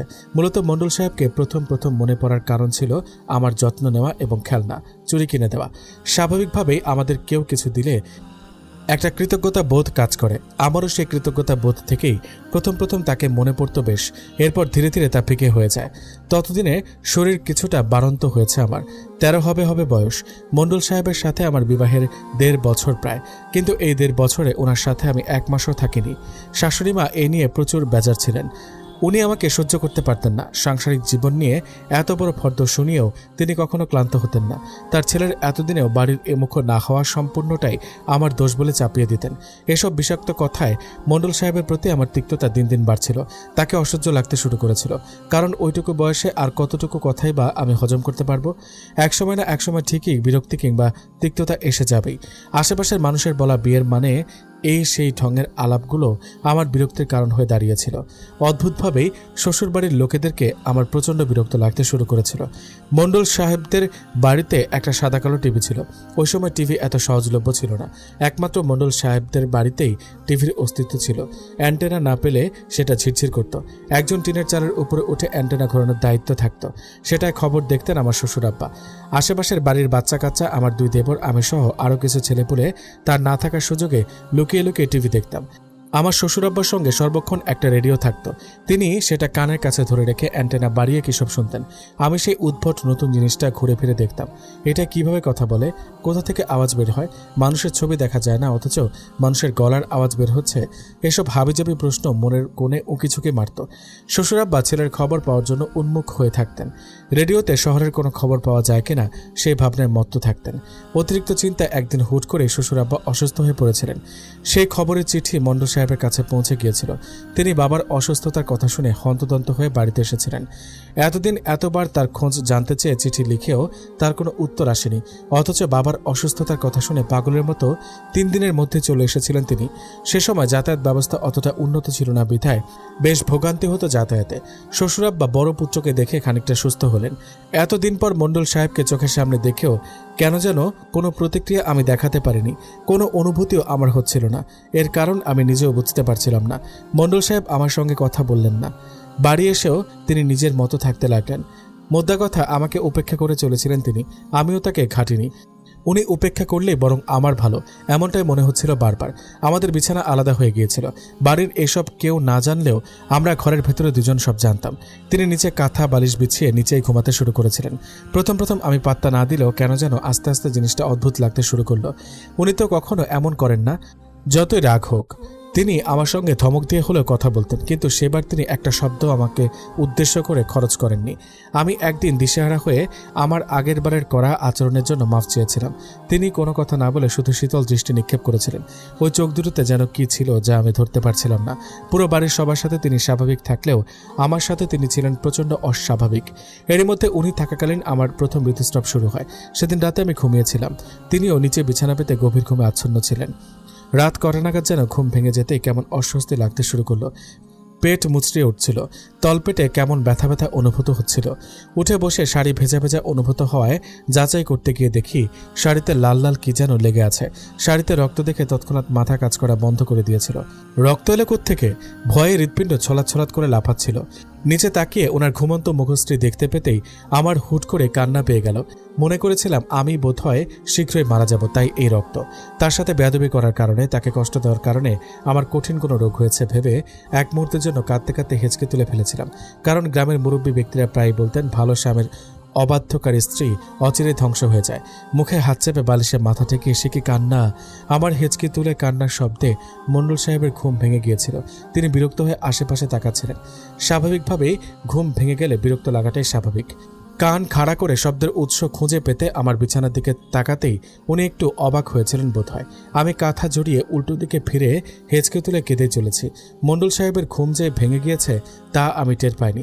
তিনি আমার কান্না পাত্তা না দিয়ে আবার ঘুমাতে চেষ্টা করেছিলেন, কিন্তু আমার কান্নার বেগ বাড়ার ফলে সীমাহীন বিরক্তি নিয়ে উঠে বসে জিজ্ঞেস করেছিলেন, আমার সমস্যা মূলত কি? তিনি তো আমার সঙ্গে থাকছেন না, তাও এসব ন্যাকামির মানে কি সে বুঝতে পারছে না। তার রূঢ় ভাষায় কথাগুলো আমাকে ভীষণ পীড়া দিচ্ছিল। একে তো ভেবেছিলাম এত রক্তক্ষরণে মারা যাব, তার উপরে মণ্ডল সাহেবের করা কথাগুলো হৃৎপিণ্ডে বেশ আঘাত এনেছিল। কান্না কোনো মতে থামিয়ে বলেছিলাম, এই তো আজকে আপনাকে মুক্তি দেব। এই বিরক্তিকর মেয়েটাকে 2 চোখে আর সহ্য করা লাগবে না। মণ্ডল সাহেবের ভ্রু কুঁচকে গিয়েছিল আমার এসব সিনেমার ডায়লগ শুনে। সম্ভবত ভেবেছিলেন বাড়িতে থেকে থেকে আমি এসব আখড়া মাখড়া দেখে মস্তিষ্ক পচিয়ে ফেলেছি। আমার এসব কথায় বিশেষ পাত্তা দিচ্ছিলেন না, বরং বিরক্ত হচ্ছিলেন। আমি আগের মণ্ডল সাহেব আর এই মণ্ডল সাহেবের ভেতরে বিস্তর পার্থক্য খুঁজে পেয়েছিলাম। আমার মনে হচ্ছিল উনি মণ্ডল সাহেব না, মণ্ডল সাহেবের বেশে অন্য কেউ। তলপেটের ব্যথা বেড়ে যাওয়ায় চিল্লিয়ে কেঁদে উঠেছিলাম। জীবনে প্রথম এমন যন্ত্রণা অনুভব করে আমি নেতিয়ে পড়েছিলাম। মণ্ডল সাহেব আবার চিল্লাচিল্লিতে অবাক হয়ে এগিয়ে এসেছিলেন। আমাকে পেট ধরে কাতরাতে দেখে পাশে বসে জিজ্ঞেস করছিলেন, কি হয়েছে? আমি কাঁদতে কাঁদতে বলছিলাম, আমি বোধহয় মারা যাচ্ছি। তিনি কিছু বুঝতে না পেরে খুলে বলতে তাগিদ দিয়েছিলেন। আমি ভয়ে ভয়ে বলেছিলাম, রক্ত রক্ত। মণ্ডল সাহেব উদ্বিগ্ন গলায় বলেছিলেন, কোথায় রক্ত? আমি উঠে বসে শাড়ি দেখিয়ে বললাম, দেখুন কত রক্ত। মণ্ডল সাহেব এত রক্ত দেখে নিজেও অস্থির হয়ে উঠলেন। আমাকে ধরে শান্ত হতে বললেন, কিন্তু আমি কিছুতেই শান্ত হতে পারছিলাম না, ছটফট করছিলাম। রক্ত দেখেছি মানে আমার বিরাট কিছু হয়ে গেছে, এটাই ভেবেছিলাম আমি। ওইটুকু মস্তিষ্কে এর থেকে বেশি কিছু ভাবতেও পারছিল না।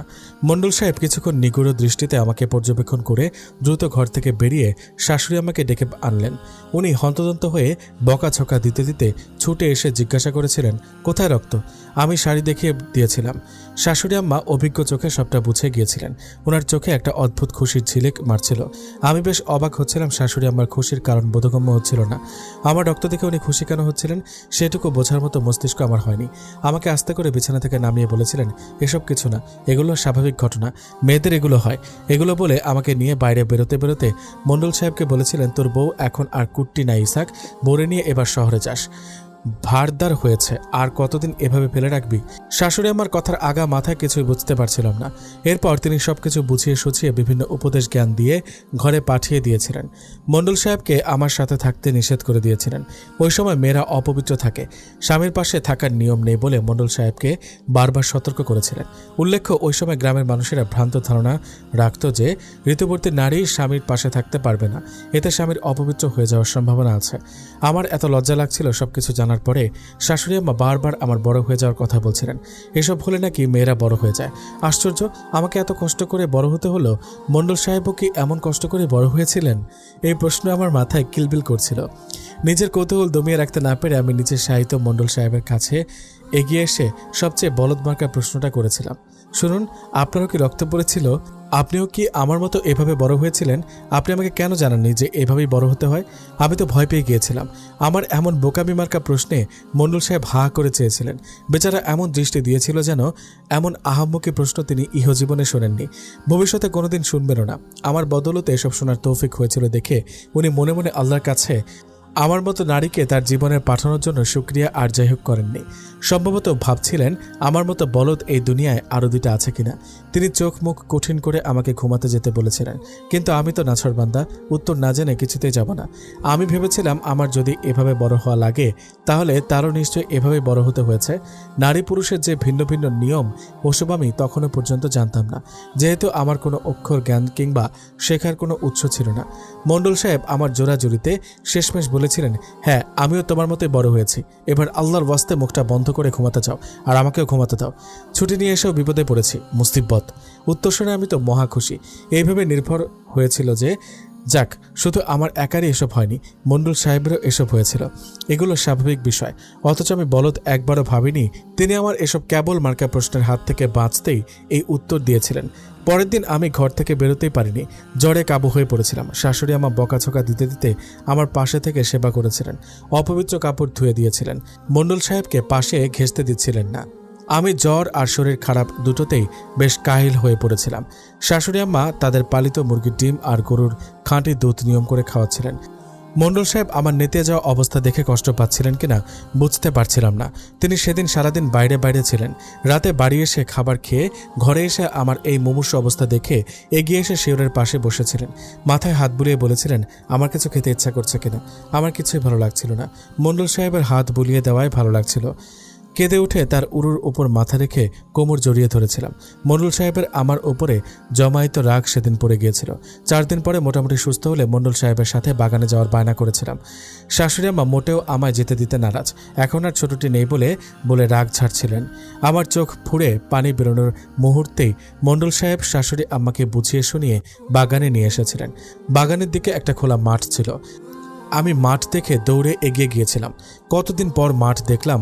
ঘরের ভেতর 4 দেওয়ালে বন্দি থাকতে থাকতে কেমন অসহ্য লাগতো। বিয়ের আগে সখীদের সাথে কত ঘুরেছি, খেলেছি, কিন্তু বিয়ের পরে এত শাসন বারণে আমার নিজস্ব সত্তাই হারিয়ে ফেলেছিলাম। মণ্ডল সাহেব আমার উচ্ছ্বসিত রূপ দাঁড়িয়ে দাঁড়িয়ে দেখছিলেন, কোনো বাধা আমাকে দেননি। আমি পাখির মতো উড়ে উড়ে বেড়াচ্ছিলাম। মণ্ডল সাহেবকে টোকা দিয়ে আমাকে ধরতে বলেছিলাম। উনি আমার বাচ্চা মতে প্রথমে সায় দিচ্ছিলেন না, কারণ তার পরনে ছিল লুঙ্গি। আর যাই হোক, লুঙ্গি নিয়ে দৌড়ঝাঁপ করা যায় না। আমি ছলছল চোখে চেয়ে বলেছিলাম, আমি শাড়ি পরে দৌড়াতে পারলে আপনি লুঙ্গি পরে দৌড়াতে পারবেন না কেন? আমি কিছু বললেই না না আমি রাগ অভিমান করে চলে আসতে নিলে মণ্ডল সাহেব আমাকে থামিয়ে দিয়ে দৌড়াতে বললেন। এরপর উনি লুঙ্গি ভালোভাবে গিট দিয়ে হালকা উঁচু করে আমার পিছু পিছু দৌড়ে আমাকে ধরছিলেন।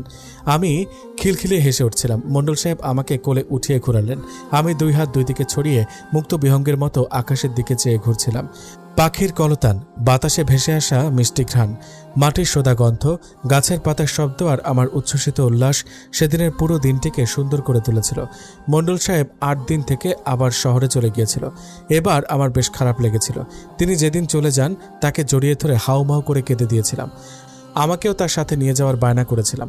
উনি আমাকে পরের বার নিয়ে যাওয়ার ওয়াদা করলেন, শীঘ্রই আসবেন সেই অঙ্গীকার করে চলে গিয়েছিলেন। আমি তার প্রতীক্ষায় বসে থাকতাম। লোকটার মায়া আমাকে প্রবলভাবে আকৃষ্ট করে ফেলেছিল। মাস দুয়েক পরে তিনি একটা চিঠি আর একটা ক্যাসেট প্লেয়ার পাঠিয়েছিলেন। শ্বশুরাব্বা সেগুলো হাতে দিয়ে চলে গিয়েছিলেন। আমি চিঠিটা পড়তে জানতাম না দেখে ট্রাঙ্কে লুকিয়ে রেখেছিলাম, তিনি আসলে পড়ে শোনাবেন এই ভেবে। শ্বশুর আব্বার কাছ থেকে লজ্জা লজ্জা চেহারায় রেডিও আনতে গিয়েছিলাম। তিনি আমার মাথায় হাত বুলিয়ে দিয়ে রেডিও দিয়েছিলেন, কিভাবে ক্যাসেট চালাতে হয় শিখিয়ে দিয়েছিলেন। আমার শাশুড়ি যেন জানতে না পারে সেসবও বলে দিয়েছিলেন। উল্লেখ্য, শ্বশুরাব্বা আমাকে বেশ আদর করতেন। রেডিও এনে দুয়ার বন্ধ করে সেই ক্যাসেট চালু করে শুনেছিলাম। সেখানে তিনি নিজের কণ্ঠে গাওয়া একটা গানের রেকর্ড ক্যাসেট করে পাঠিয়েছিলেন। তারে ধরি ধরি মনে করি, ধরতে গেলেম আর পেলেম না, দেখেছি রূপসাগরে মনের মানুষ কাঁচা সোনা।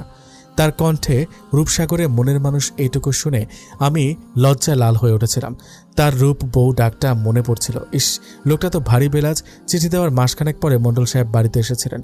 আমি এবার তাকে দেখে লজ্জায় বারবার মূর্ছা যাচ্ছিলাম। লুকিয়ে লুকিয়ে থাকতাম, কেমন যেন লাগছিল।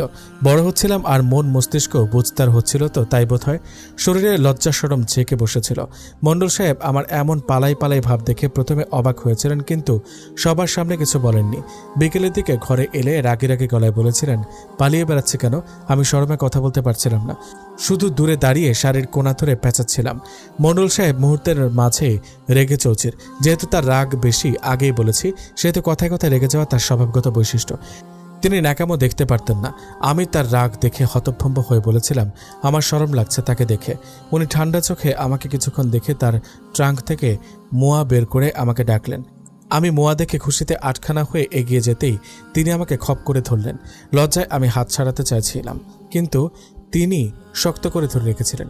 এদিকে তার হাত ছাড়াতে না পেরে ঘটিয়েছিলাম আরেক অঘটন। হাত কামড়ে দৌড় দিয়েছিলাম। মণ্ডল সাহেব এবার আর বাচ্চা ভেবে ছেড়ে দিলেন না। তিনিও পিছে পিছে দৌড়ালেন আমাকে ধরবেন বলে। দৌড়াতে দৌড়াতে শাশুড়ি মায়ের সামনে পড়েছিলাম।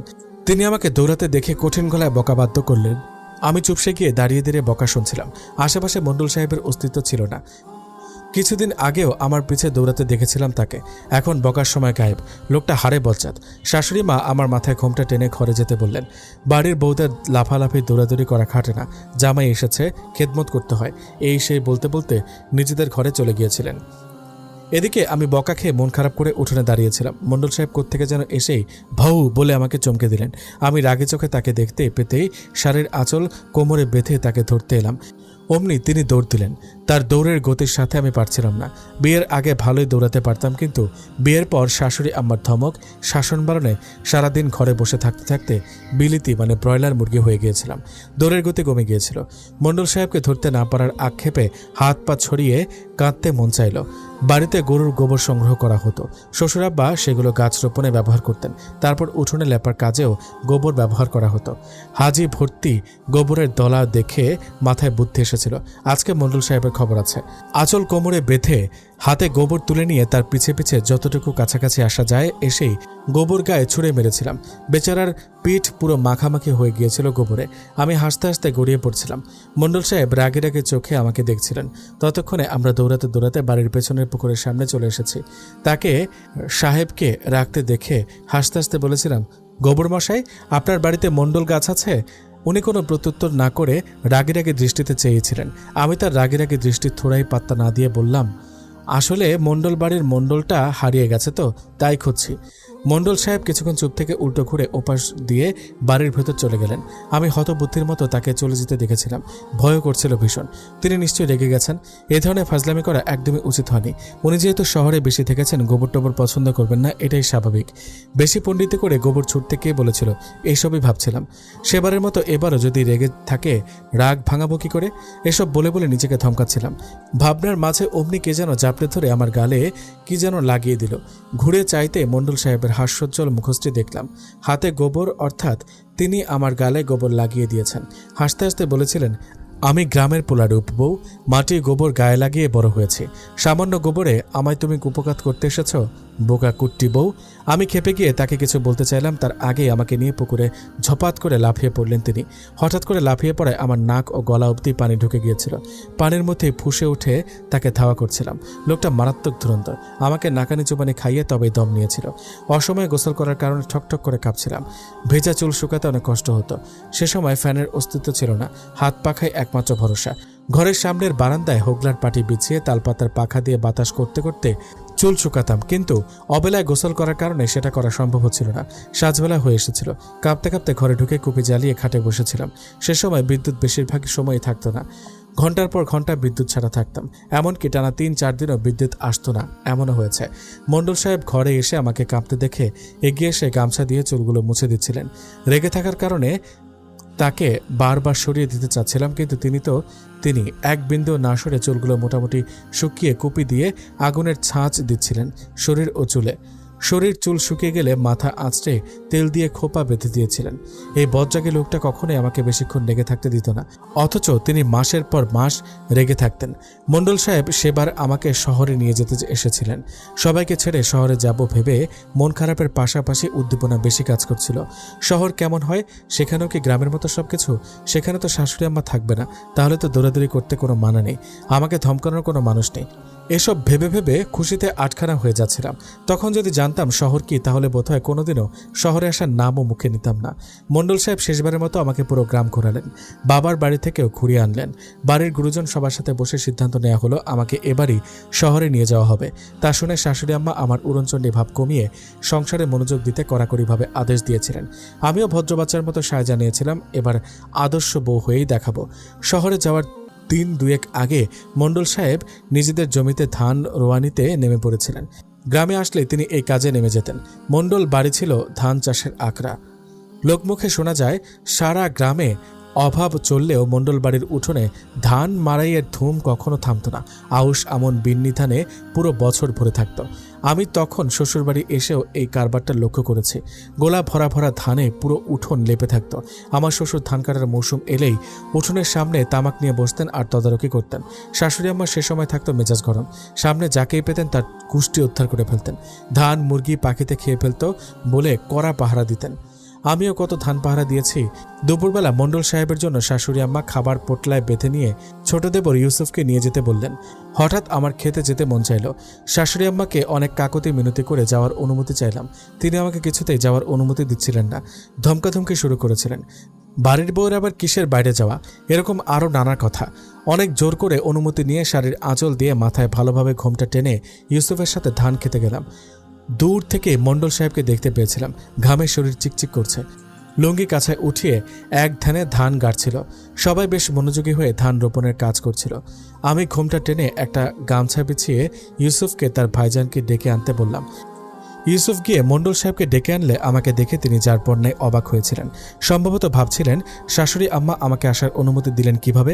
সংশয় কাটাতে গম্ভীর গলায় জিজ্ঞেস করেছিলেন, এই কুট্টি, চুরি করে বাড়ি থেকে এসেছ? আম্মা জানলে ঠ্যাঙাবে। আমি কাঁসার থালা গ্লাস বের করে তার সামনে দিলাম। ইউসুফের আড়ালে তাকে উদ্দেশ্য করে মুখ মুচড়ে ফেলেছিলাম। মণ্ডল সাহেব রাগান্বিত দৃষ্টিতে আমাকে দেখেছিলেন। কত বড় স্পর্ধা তাকে দেখে মুখ মুচড়াই। তার ছোট ভাইগুলো, এমনকি বাড়ির মানুষেরাও তাকে যেখানে সমীহ করে, সেখানে আমি 2 দিনের মেয়ে হয়ে তার উপর খবরদারি করি। উল্লেখ্য, মণ্ডল সাহেব আমার বাচ্চামিতে সায় দিলেও বেয়াদবি কখনোই সায় দিতেন না। কড়া গলায় ধমক দিতেন, না হয় কথা বন্ধ করে দিতেন। মণ্ডল সাহেবের রাগে রাগে দৃষ্টি উপেক্ষা করে আমি ভাত বেড়ে তরকারি দিলাম। মণ্ডল সাহেব ইউসুফকে উদ্দেশ্য করে বললেন, তুই বাড়িতে গিয়ে ভাত খেয়ে ফেল, তোর ভাবি আর আমি একটু পর আসছি। যাওয়ার আগে খেতে গিয়ে একটা চক্কর মেরে আসিস। ইউসুফ বড় ভাইয়ের কথা অক্ষরে অক্ষরে পালন করত। ভাইয়ের কথা শেষ হওয়ার সাথে সাথে সে প্রস্থান করেছিল। এদিকে মণ্ডল সাহেব ভাত খেতে খেতে আমাকে শিষ্টাচার শেখাচ্ছিলেন। এখন আমি ছোটটি নেই, 2 দিন পরে সংসারের হাল ধরতে হবে। শহরে গিয়ে বাচ্চামি করা যাবে না, বুদ্ধিদীপ্ত হতে হবে। গোটা একটা সংসার আর মণ্ডল সাহেবকে সামলানোর দায়িত্ব এবার থেকে রূপাই বানরে নিতে হবে। মণ্ডল সাহেবের সব কথা আমাকে তেমন প্রভাবিত করতে না পারলেও তাকে সামলানোর কথা শুনে আমি লজ্জায় শাড়ির আঁচলে মুখ ঢেকে ফেলেছিলাম। হাতে পরা ছিল তার আনা কাচের চুড়ি। চুরির রিনঝিন আওয়াজ সাথে আমাকে লজ্জা পেতে দেখে তিনি মিটমিট করে হাসছিলেন। জানি না কেন সেবার মণ্ডল সাহেবকে দেখে আমি এতটা লজ্জা পাচ্ছিলাম যে আমার সারা জীবনে লজ্জার পরিমাণ করলেও সেবারের লজ্জার ওজন বোধ হয় বেশি হতো। ক্ষেত থেকে তার ডাক পড়লে নিমেষে হাসি আড়াল করে তার বদন গম্ভীর হয়ে গিয়েছিল। ভাত গোগ্রাসে গিলে লুঙ্গি কাছায় উঠিয়ে আমাকে কিছুক্ষণ বসতে বলে আবারও ক্ষেতের দিকে চলে গিয়েছিলেন। আমার সেই সময়টুকু এত লজ্জা লাগছিল। চারপাশে বিশাল ধানি জমি, সবুজের সমারোহ যেন চোখ প্রশান্ত হয়ে যায়। জমির মাঝে যে আইল ছিল তা মারিয়ে মণ্ডল সাহেবের কদমে কদমে এগিয়ে চলা নিশ্চুপ ভঙ্গিতে নিরীক্ষণ করছিলাম। এত কৃষক ভাই চাচাদের মাঝে আমার একান্ত কৃষকটাকে আমি হা হয়ে দেখছিলাম বলে ভুল হবে, গিলছিলাম বলাই শ্রেয়। ধান রোয়ানি শেষ করে তিনি তাড়াহুড়ো করে উপরে উঠে এসেছিলেন। তার হাঁটু অবধি কাদা লেপ্টে ছিল, পুরো শরীর কাদায় মাখামাখি হয়ে বিতিকিচ্ছিরি অবস্থা। আমাকে খানিক অপেক্ষা করতে বলে নিচু জমিতে নেমে মুখ হাত ভালো করে ধুয়ে শ্রান্ত কদমে এগিয়ে এসেছিলেন। এসে আমার শাড়ির আঁচলে মুখ হাত মুছে আমাকে নিয়ে বাড়ির পথে রওনা হলেন। পথিমধ্যে উনি আমায় থামিয়ে কামরাঙ্গা আর চালতা পেরে দিয়েছিলেন। আমি তখন উচ্ছ্বসিত হয়ে সেসব নিয়ে তার সাথে হেলতে দুলতে বাড়ির পথে পা বাড়িয়েছি। পরন্ত সূর্যের আলোয় তার ঘামে ভেজা শরীর চিকচিক করছিল। আমি নির্লজ্জের মতো চেয়েছিলাম সেদিকে। আশ্চর্যভাবে তার ঘামে ভেজা শরীর, হাড়ভাঙা পরিশ্রম, রাগে রাগে চেহারা সবই ভীষণ উপভোগ্য ঠেকছিল। শহরে যাওয়ার দিনে আমি একটুও কাঁদিনি, উল্টো ভেতরে ভেতরে আরও উত্তেজিত হয়ে পড়েছিলাম কখন শহরে যাব, শহরে গিয়ে কী করব সবকিছুর পরিকল্পনা করে আমি পুরো দস্তর তৈরি। তবে সবাইকে ছেড়ে আসার সময় ভীষণ খারাপ লাগছিল, কিন্তু সেই খারাপ লাগাটাকে আমি পাত্তা দিচ্ছিলাম না। শাশুড়ি আম্মা প্রতিবারই ছেলে শহরে আসার দিন মরার মতো কাঁদতেন। সেবারও ব্যতিক্রম হয়নি। তবে সেবার উনি আমাকে জড়িয়ে ধরেও কেঁদেছিলেন। তার ছেলের ঠিকমতো খেয়াল রাখা, মন দিয়ে সংসার করা, মাসে মাসে গ্রামে আসা, এমন আরও কত কথাই না বলেছিলেন তিনি। আমি একজন মায়ের মমতাময়ী রূপ দেখেছিলাম সেদিন। তবে তার এত শাসন ধমক বারণের কাছে আমার জন্য এসব কান্নার মেকি লাগছিল। ছেলের জন্য কাঁদতে গিয়ে আমার জন্য 2-1 ফোঁটা অশ্রু বিসর্জন করেছেন এই যা। শ্বশুর আমাদের গরুর গাড়িতে করে নদীঘাট পর্যন্ত পৌঁছে দিয়েছিলেন। এত কিছুর মাঝেও একটা চরম সত্য কথা, শ্বশুর আব্বার জন্য আমি সত্যি সেদিন কেঁদেছিলাম। তিনি আমার মাথায় হাত বুলিয়ে দোয়া করে দিয়েছিলেন। শ্বশুর আব্বাও আমাদের নৌকায় তুলে দিয়ে বোধহয় কেঁদেছিলেন। তার টুইটুম্বুর আঁখি জোড়া যা তিনি আমাদের থেকে আড়াল করতে চেয়েছিলেন তা আমার নজর এড়ায়নি। উপরে তালের শক্ত আঁটির মতো কঠোর দেখালেও এই মানুষটার ভেতর যে তালের শ্বাসের মতো নরম তা আমি বহু আগেই টের পেয়েছিলাম। প্রথম শহরে এসে আমি তালগোল পাকিয়ে ফেলেছিলাম। মণ্ডল সাহেবের অফিস থেকেই থাকার ব্যবস্থা করা হয়েছিল। জুট মিলের সব অফিসারদেরই নাকি এমন সুযোগ সুবিধা দেওয়া হতো। তার বাসাটা ছিমছাম ছিল, জানলাটা খুললেই সামনে বিশাল ক্ষেত। নিরিবিলি পরিবেশে খুব একটা খারাপ লাগতো না, কিন্তু কেন যেন দম বন্ধ হয়ে যেত। ছুটে বেরিয়ে যেতে মন চাইত। গ্রাম্য স্মৃতিরা আষ্টে পৃষ্ঠে জড়িয়ে ধরত। মণ্ডল সাহেব কাজ নিয়ে ব্যস্ত হয়ে পড়েছিলেন। আমাকে 2 দণ্ড সময় দেওয়ার ফুরসত তার ছিল না। মনে মনে কষ্ট পেলেও তাকে কিছু বলতাম না। উনি ইচ্ছে করে সময় দেন না এমন তো না, কিন্তু তবুও মাঝে মধ্যে অভিমান হতো। রাত হলেই তার বুকে পড়ে হাপুস নয়নে কাঁদতাম। তিনি ভাবতেন আমি বাড়ির জন্য কাঁদছি, আমাকে বাড়ি নিয়ে যাওয়ার প্রতিশ্রুতিও দিতেন। তিনি তো আর বুঝতেন না তার সঙ্গ পাওয়ার জন্য আমি এমন কাঁদছি। জানলে কি পুরো মণ্ডল সাহেবকেই দিয়ে দিতেন। সময় কাটানোর জন্য পুরো বাসা নিজের মতো করে সাজিয়ে নিয়েছিলাম। উল্লেখ্য, শাশুড়ি আম্মা আমায় টুকটাক কাজ শিখিয়ে পড়িয়ে দিয়েছিলেন। ঘর গোছানোর কাজ আমি ভালোই পারতাম। রান্নাবান্না তখনও বেশ একটা আয়ত্ত করতে পারিনি। সেই দায়িত্বটা নিজ দায়িত্বে মণ্ডল সাহেব হাতে হাতে শিখিয়েছিলেন আমায়। মাছ কাটা থেকে শুরু করে রান্নায় কোন মশলা কখন ব্যবহার করা লাগবে সবই আমায় ধীরে ধীরে শিখিয়েছিলেন তিনি। সময় পেলেই আমায় ভালো মন্দের উপদেশ দিতেন। আমি মনোযোগী শ্রোতার মতো সব শুনতাম, কারণ সেখানে তিনি ছাড়া আর কেউই ছিল না যাকে আমি নিজের জমানো কথাগুলো শোনাবো। রাত হলেই আমার গল্পগুলো তাকে শোনানোতে নেমে পড়তাম। বেচারা সারাদিন খেটে এসে আমার কথা শুনতে শুনতে ঘুমিয়ে পড়তেন। আমার জীবনের প্রথম রান্না ছিল রুই মাছের ঝোল। ওটা মুখে তোলা যায়নি, কিন্তু মণ্ডল সাহেব সেসব নিয়ে মোটেও রাগারাগি না করে ধীরে ধীরে আয়ত্তে এসে যাবে বলে আমাকে উৎসাহ দিতেন। তার উৎসাহে আমি কত পদ রেঁধেছি আর ফেলেছি তার ইয়ত্তা নেই। একে একে আমি পাক্কা গৃহিণী হয়ে উঠেছিলাম। আমার শরীর ধীরে ধীরে বাড়ছিল। বিবাহিতা রমণীর সকল বৈশিষ্ট্য আমার মধ্যে চলে এসেছিল। হাতে চুড়ি, নাকে নাকফুল ছিল যেন নারীত্বের প্রধান বৈশিষ্ট্য। মণ্ডল সাহেবের সঙ্গে আমার শহরের জীবন ভালোই চলছিল। এর মধ্যে শহরে আসার মাস 6 পরে জানতে পেরেছিলাম আমি সন্তান সম্ভবা। 14 বছরের আমি মা হব, বিষয়টা আমার মনে অদ্ভুত অনুভূতি জাগিয়েছিল। মণ্ডল সাহেব পারে না আমাকে মাথায় উঠিয়ে রাখে, তবে তিনি অনুভূতি প্রকাশে ভীষণ আনাড়ি ছিলেন। বাবা হবে সেই সংবাদে কিভাবে আনন্দ প্রকাশ করতে হয় তিনি জানতেন না। অফিস শেষ করে বাসায় ফিরে আমার পেটের সাথে কান লাগিয়ে রূপবউ, এখানে আমার সন্তান আছে বলে উত্তেজিত হয়ে পড়তেন। তার সাথে আরেকটা কথাও বলতেন, আমার রূপবউ, কুট্টি বউ বড় হয়ে গেছে, সেদিনের কুট্টি মা হয়ে যাচ্ছে। এসব বলে আমাকে বেশ লজ্জায় ফেলতেন তিনি। আমিও মণ্ডল সাহেবের সাথে নিজের সন্তানকে অনুভব করতে চাইতাম। এত সুখ দেখে ভাবতাম এত সুখ আমার কপালে সইবে তো। গর্ভকালীন সময় মণ্ডল সাহেব আমাকে বাড়িতে রেখে এসেছিলেন। প্রথম কয়েক মাস শহরে ছিলাম, কিন্তু শহরের আলো বাতাসহীন ঘরবন্দি জীবন আমাকে অতিষ্ঠ বানিয়ে ফেলেছিল। তখন এখনকার সময়ের মতো এত ঘন ঘন মেজাজ পরিবর্তনের কোনো নামকরণ করা হয়নি। তবে মেজাজের তুমুল পরিবর্তন বোঝা যেত। মণ্ডল সাহেবকে ছাড়া বাড়িতে থাকতে মন কিছুতেই সায় দিত না, কিন্তু আমার মাতৃত্ব আমাকে বুঝদার বানিয়ে দিয়েছিল। যথাসময় আমার প্রথম সন্তান সুস্থভাবে পৃথিবীতে ভূমিষ্ঠ হয়। ছেলে সন্তান হওয়ায় সবচেয়ে বেশি খুশি হয়েছিলেন আমার শাশুড়ি। মণ্ডল সাহেবকে ছেলে হওয়ার খুশির খবর দেওয়া হয়েছিল। যেহেতু সে সময় চিঠি আদান প্রদানের যুগ ছিল, সেহেতু চিঠি পৌঁছে বাড়ি আসতে তার 1 সপ্তাহ লেগেছিল। আমার ইকবালের 7 দিন বয়সে সে প্রথম বাবার কোলে ঠাঁই পেয়েছিল। বাড়িতে এসে নিজের সন্তানকে কোলে নিয়ে মণ্ডল সাহেবের সে কি উচ্ছ্বাস! ছেলেকে কিছুতেই কোলছাড়া করেননি। 7 দিনের বাচ্চাটাও বাবার কোলে ভালোই ওম পাচ্ছিল। এদিকে সন্তান কোলে নিয়ে মণ্ডল সাহেবের প্রথম কথাই ছিল, কুট্টি বউ এত কুট্টি একটা বাচ্চা পয়দা করেছে। আমার তখন প্রসবের কাঁচা খা, রাত হলেই যন্ত্রণায় ছটফট করতাম। সে সময় তো এত উন্নত চিকিৎসা কিংবা প্রযুক্তি ছিল না। তার উপর অজপাড়াকা ধাত্রীর সাহায্যে সন্তান ভূমিষ্ঠ হতো। অল্প বয়সে প্রথম সন্তানের মা হয়ে কাহিল হয়ে পড়েছিলাম। মণ্ডল সাহেব আমার শরীরের এমন ভাঙতি দেখে বেশ আহত হয়েছিলেন। যেন আমার এমন নরম হয়ে যাওয়া তিনি মানতে পারছিলেন না। শরীর ফুলে পানি এসে গিয়েছিল। 1 সন্তান প্রসব করতে গিয়েই আমার যে ধকল গেছে, মনে মনে প্রতিজ্ঞা করে ফেলেছিলাম দ্বিতীয় কোনো সন্তান আমি আর নেব না। মণ্ডল সাহেব 1 সপ্তাহ থেকে আমাদের নিয়েই আবার শহরে এসেছিলেন। শহরে আবার সেই বন্দিদশা। কেন যেন শহরকে আমার বিরক্ত লাগতো। আমি গায়ের মেয়ে, প্রকৃতির মাঝে আমার বেড়ে ওঠা। এমন ইট কংক্রিটের পাথরের জীবন আমার কাছে খাঁচায় বন্দি পাখির ন্যায় লাগতো। অসহ্য খিটপিট স্বভাব হয়ে গিয়েছিল। মণ্ডল সাহেবের সাথেও ঝগড়া বাঁধিয়ে বসতাম। তিনি আমার রাগারাগির সময় চুপ হয়ে যেতেন। বদরাগী মণ্ডল সাহেব বাবা হওয়ার পরে ঠান্ডা মণ্ডলে পরিণত হয়ে গেলেন। ছেলেকে বুকে নিয়ে সারা রাত জেগে থাকতেন। বিদ্যুৎ চলে গেলে হাত পাখা দিয়ে বাতাস করতেন যেন বাচ্চা ঘেমে না যায়। কাজ থেকে ফিরেই তার একমাত্র কাজ ছিল ছেলেকে বুকে নিয়ে শুয়ে থাকা আর নানা কথা বলা।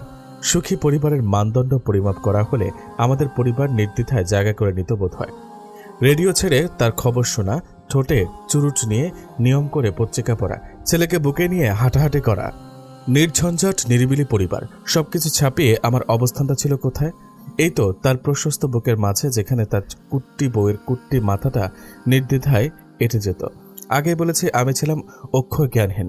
ছেলেকে কোলে নিয়ে মণ্ডল সাহেবের কাগজে খচখচ করে কলম চালানোর প্রতি আমার প্রবল আগ্রহ বেড়ে গিয়েছিল। তাকে দেখলেই যেন প্রজ্ঞারা ছিটকে বেরিয়ে যেতে চাইত।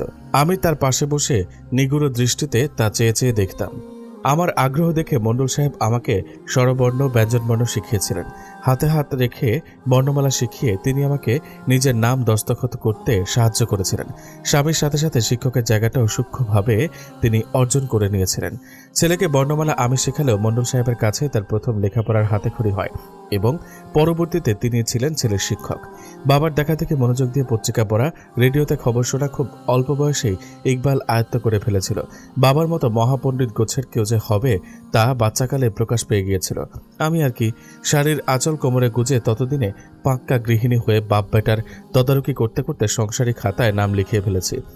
তাদের খাবারের খোঁজ, শরীরের খোঁজ, রান্নার দায়িত্ব, ঘরের অভ্যন্তরীণ বিষয়াদির দেখভাল সহ সবকিছুর দায়িত্ব এমন বুঝদারের মতো বুঝে নিয়েছিলাম যেন আমি 15-16তেই 30 বছরের অভিজ্ঞ গৃহিণী। আর মণ্ডল সাহেব স্যুটবুট পরে যখন ব্রিফকেস নিয়ে খাবার না খেয়ে বেরিয়ে পড়তেন, তখন আমার মতো পুচকে মেয়ের চোখ রাঙানোর শাসনে তাকে আবার ফিরে আসতে বাধ্য করত। ঘরের মধ্যে আমার কিছু অনুশাসন চলত। তার মাঝে একটা ছিল খাবার খাওয়া ছাড়া 1 পাও বাইরে যাওয়া যাবে না। ইকবাল হওয়ার পর আমার মেজাজ পরিবর্তন হয়ে গিয়েছিল। আমি হয়ে গিয়েছিলাম কড়া মেজাজি মেয়ে ছেলে। এজন্য মণ্ডল সাহেব আমাকে ঘাটাতেন কম। চুপচাপ খেয়ে দিয়ে কুট্টি বউকে শান্ত করে যেখানে যাওয়ার চলে যেতেন।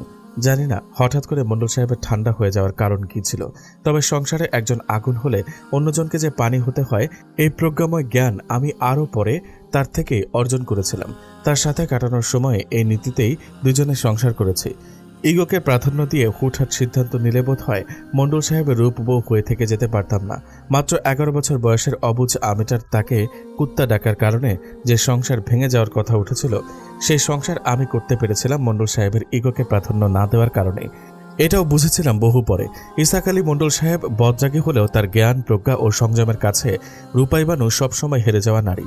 আমার বিয়ে হয় 74-এ, সন্তানের মা হয় 78-এ। বলতে ভুলে গেছি, মণ্ডল সাহেব একজন মুক্তিযোদ্ধা ছিলেন। যুদ্ধের সময় তার বয়স ছিল 21 বছর। শাশুড়ি ও শ্বশুরের চোখে ধুলো দিয়ে তিনি বাড়ি থেকে লুকিয়ে বেরিয়ে যেতেন। মুক্তিযোদ্ধাদের বিভিন্ন তথ্যের আদান প্রদানের অন্যতম মাধ্যম ছিলেন তিনি। এই বয়সে তার দৃঢ় সাহসিকতা মুক্তিযোদ্ধা কমান্ডারের মনে নির্দ্বিধায় জায়গা করে নিয়েছিল। মণ্ডল সাহেবের তেজ, বলিষ্ঠ প্রত্যয় এবং চোখে দীপ্ত যে আগুন তিনি দেখেছিলেন তার উদ্দেশ্যে লেখা সুদীর্ঘ চিঠি আজও যত্ন করে তুলে রাখা আছে।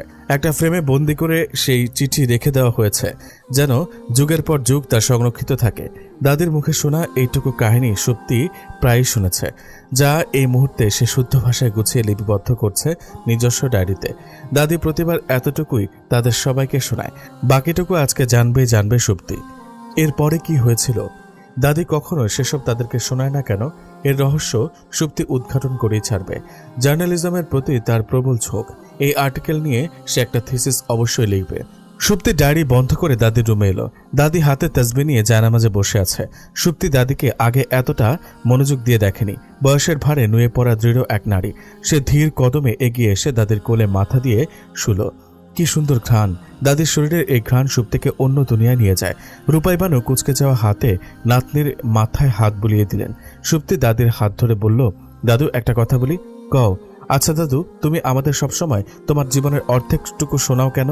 বাকিটুকু বলো না কেন? আজকে কিন্তু শোনাতেই হবে। বাবাকে ছাড়া আর কোনো সন্তানকে নিয়েও তুমি কিছু বলো না কেন? রূপাই বানুর হাত থেমে গেল। দীর্ঘশ্বাস বেরিয়ে এলো কি।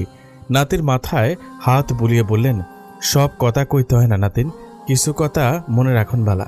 সুপ্তি জেদ নিয়ে উঠে বসলো। আজকে তোমাকে বলতেই হবে দাদু, কোনো ছলচাতুরি চলবে না, প্লিজ দাদু প্লিজ।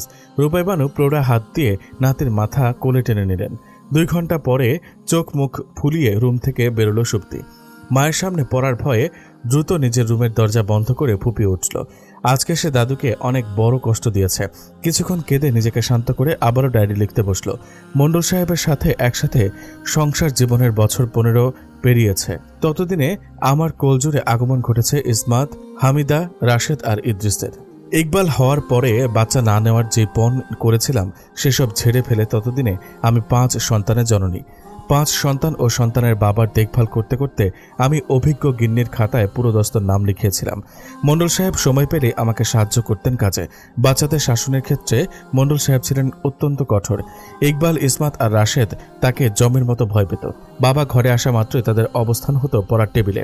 হামিদা, ইদ্রিস ছিল খুবই ছোট, তাই ওদের প্রতি এত কঠোর হতেন না তিনি। হামিদা ছোট কন্যা হওয়ার দরুন মণ্ডল সাহেবের অত্যন্ত আদরে ছিল। ইদ্রিস হামিদার বছর 3 ছোট। এই দুটোকে মণ্ডল সাহেব অসম্ভব আদর করতেন।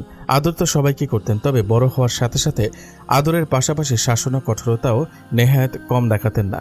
মণ্ডল সাহেবের একটা বিখ্যাত বেত ছিল, যেটাকে দেখলে ছেলে মেয়ে সব সোজা হয়ে যেত। শুধু ছেলে মেয়ে বললে ভুল হবে, আমি নিজেও সেই বেতকে ভয় পেতাম।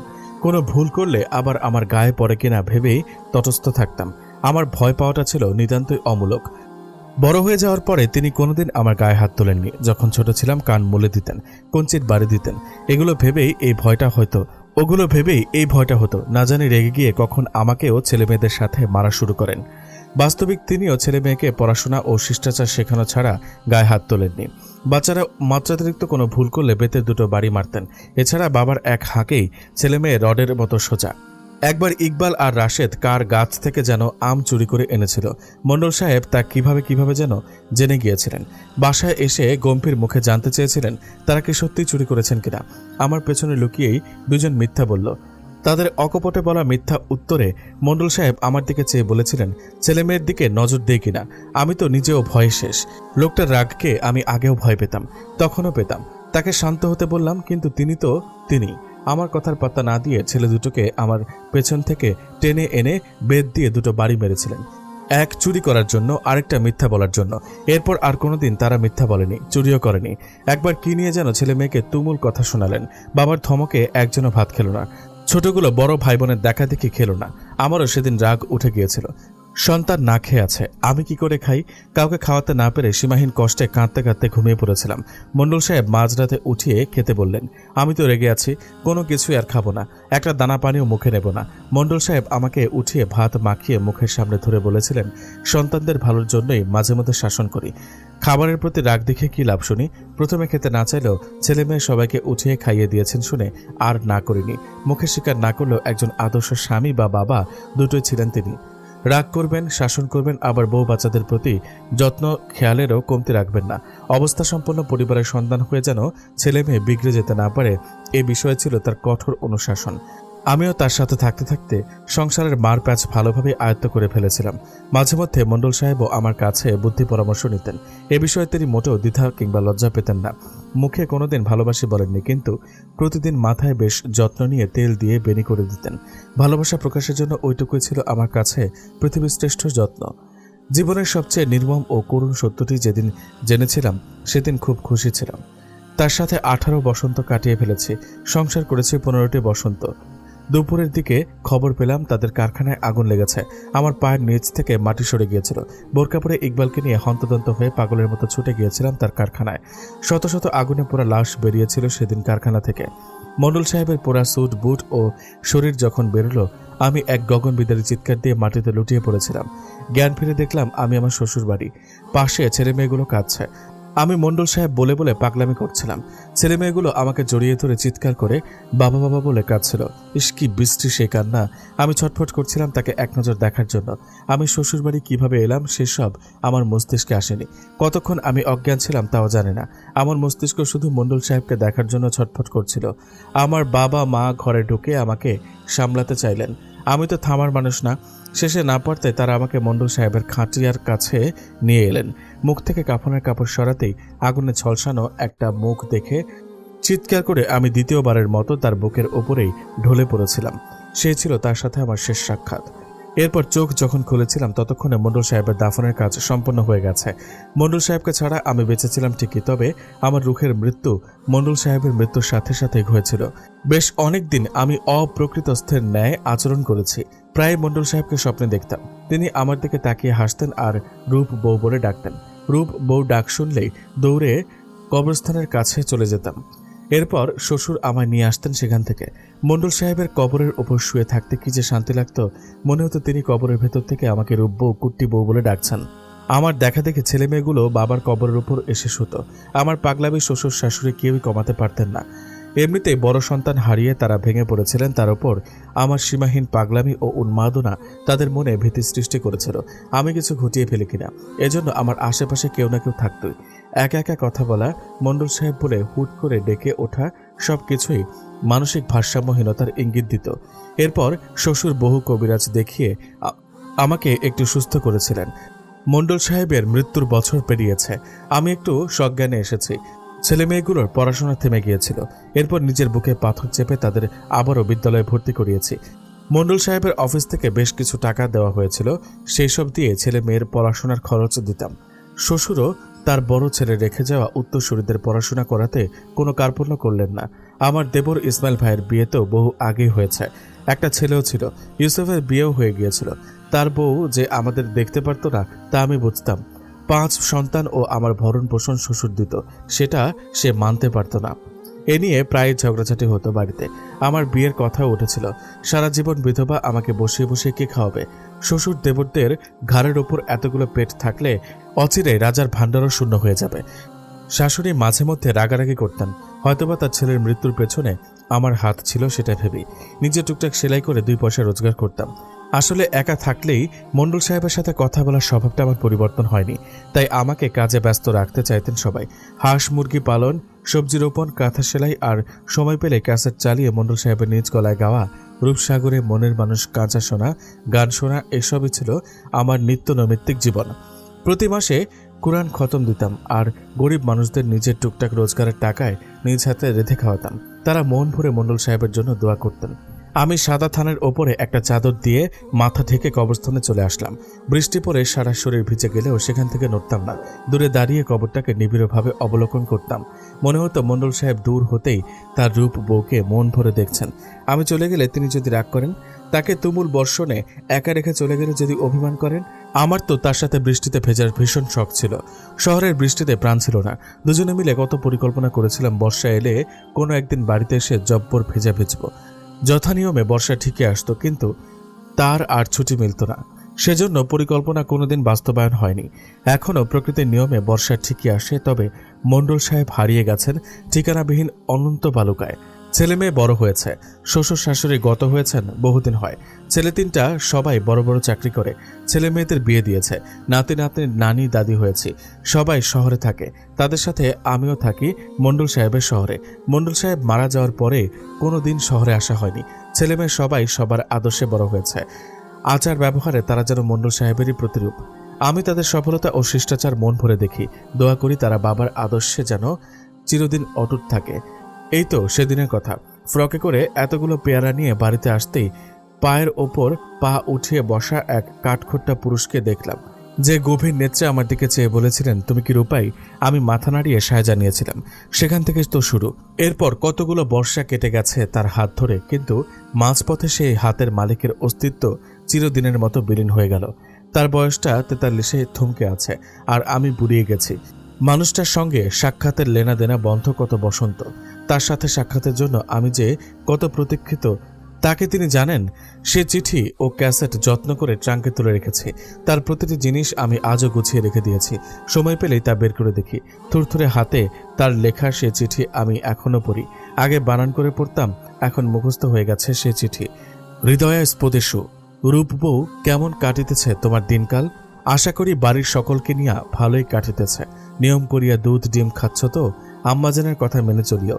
তিনি যাহা বলেন তোমার মঙ্গলের জন্যই বলেন। শহরটা বড় ব্যস্ত রূপ। জুট মিলের চাকার সাথে সাথে আমাদের জীবনটাও বড্ড দ্রুতই ঘুরিতেছে।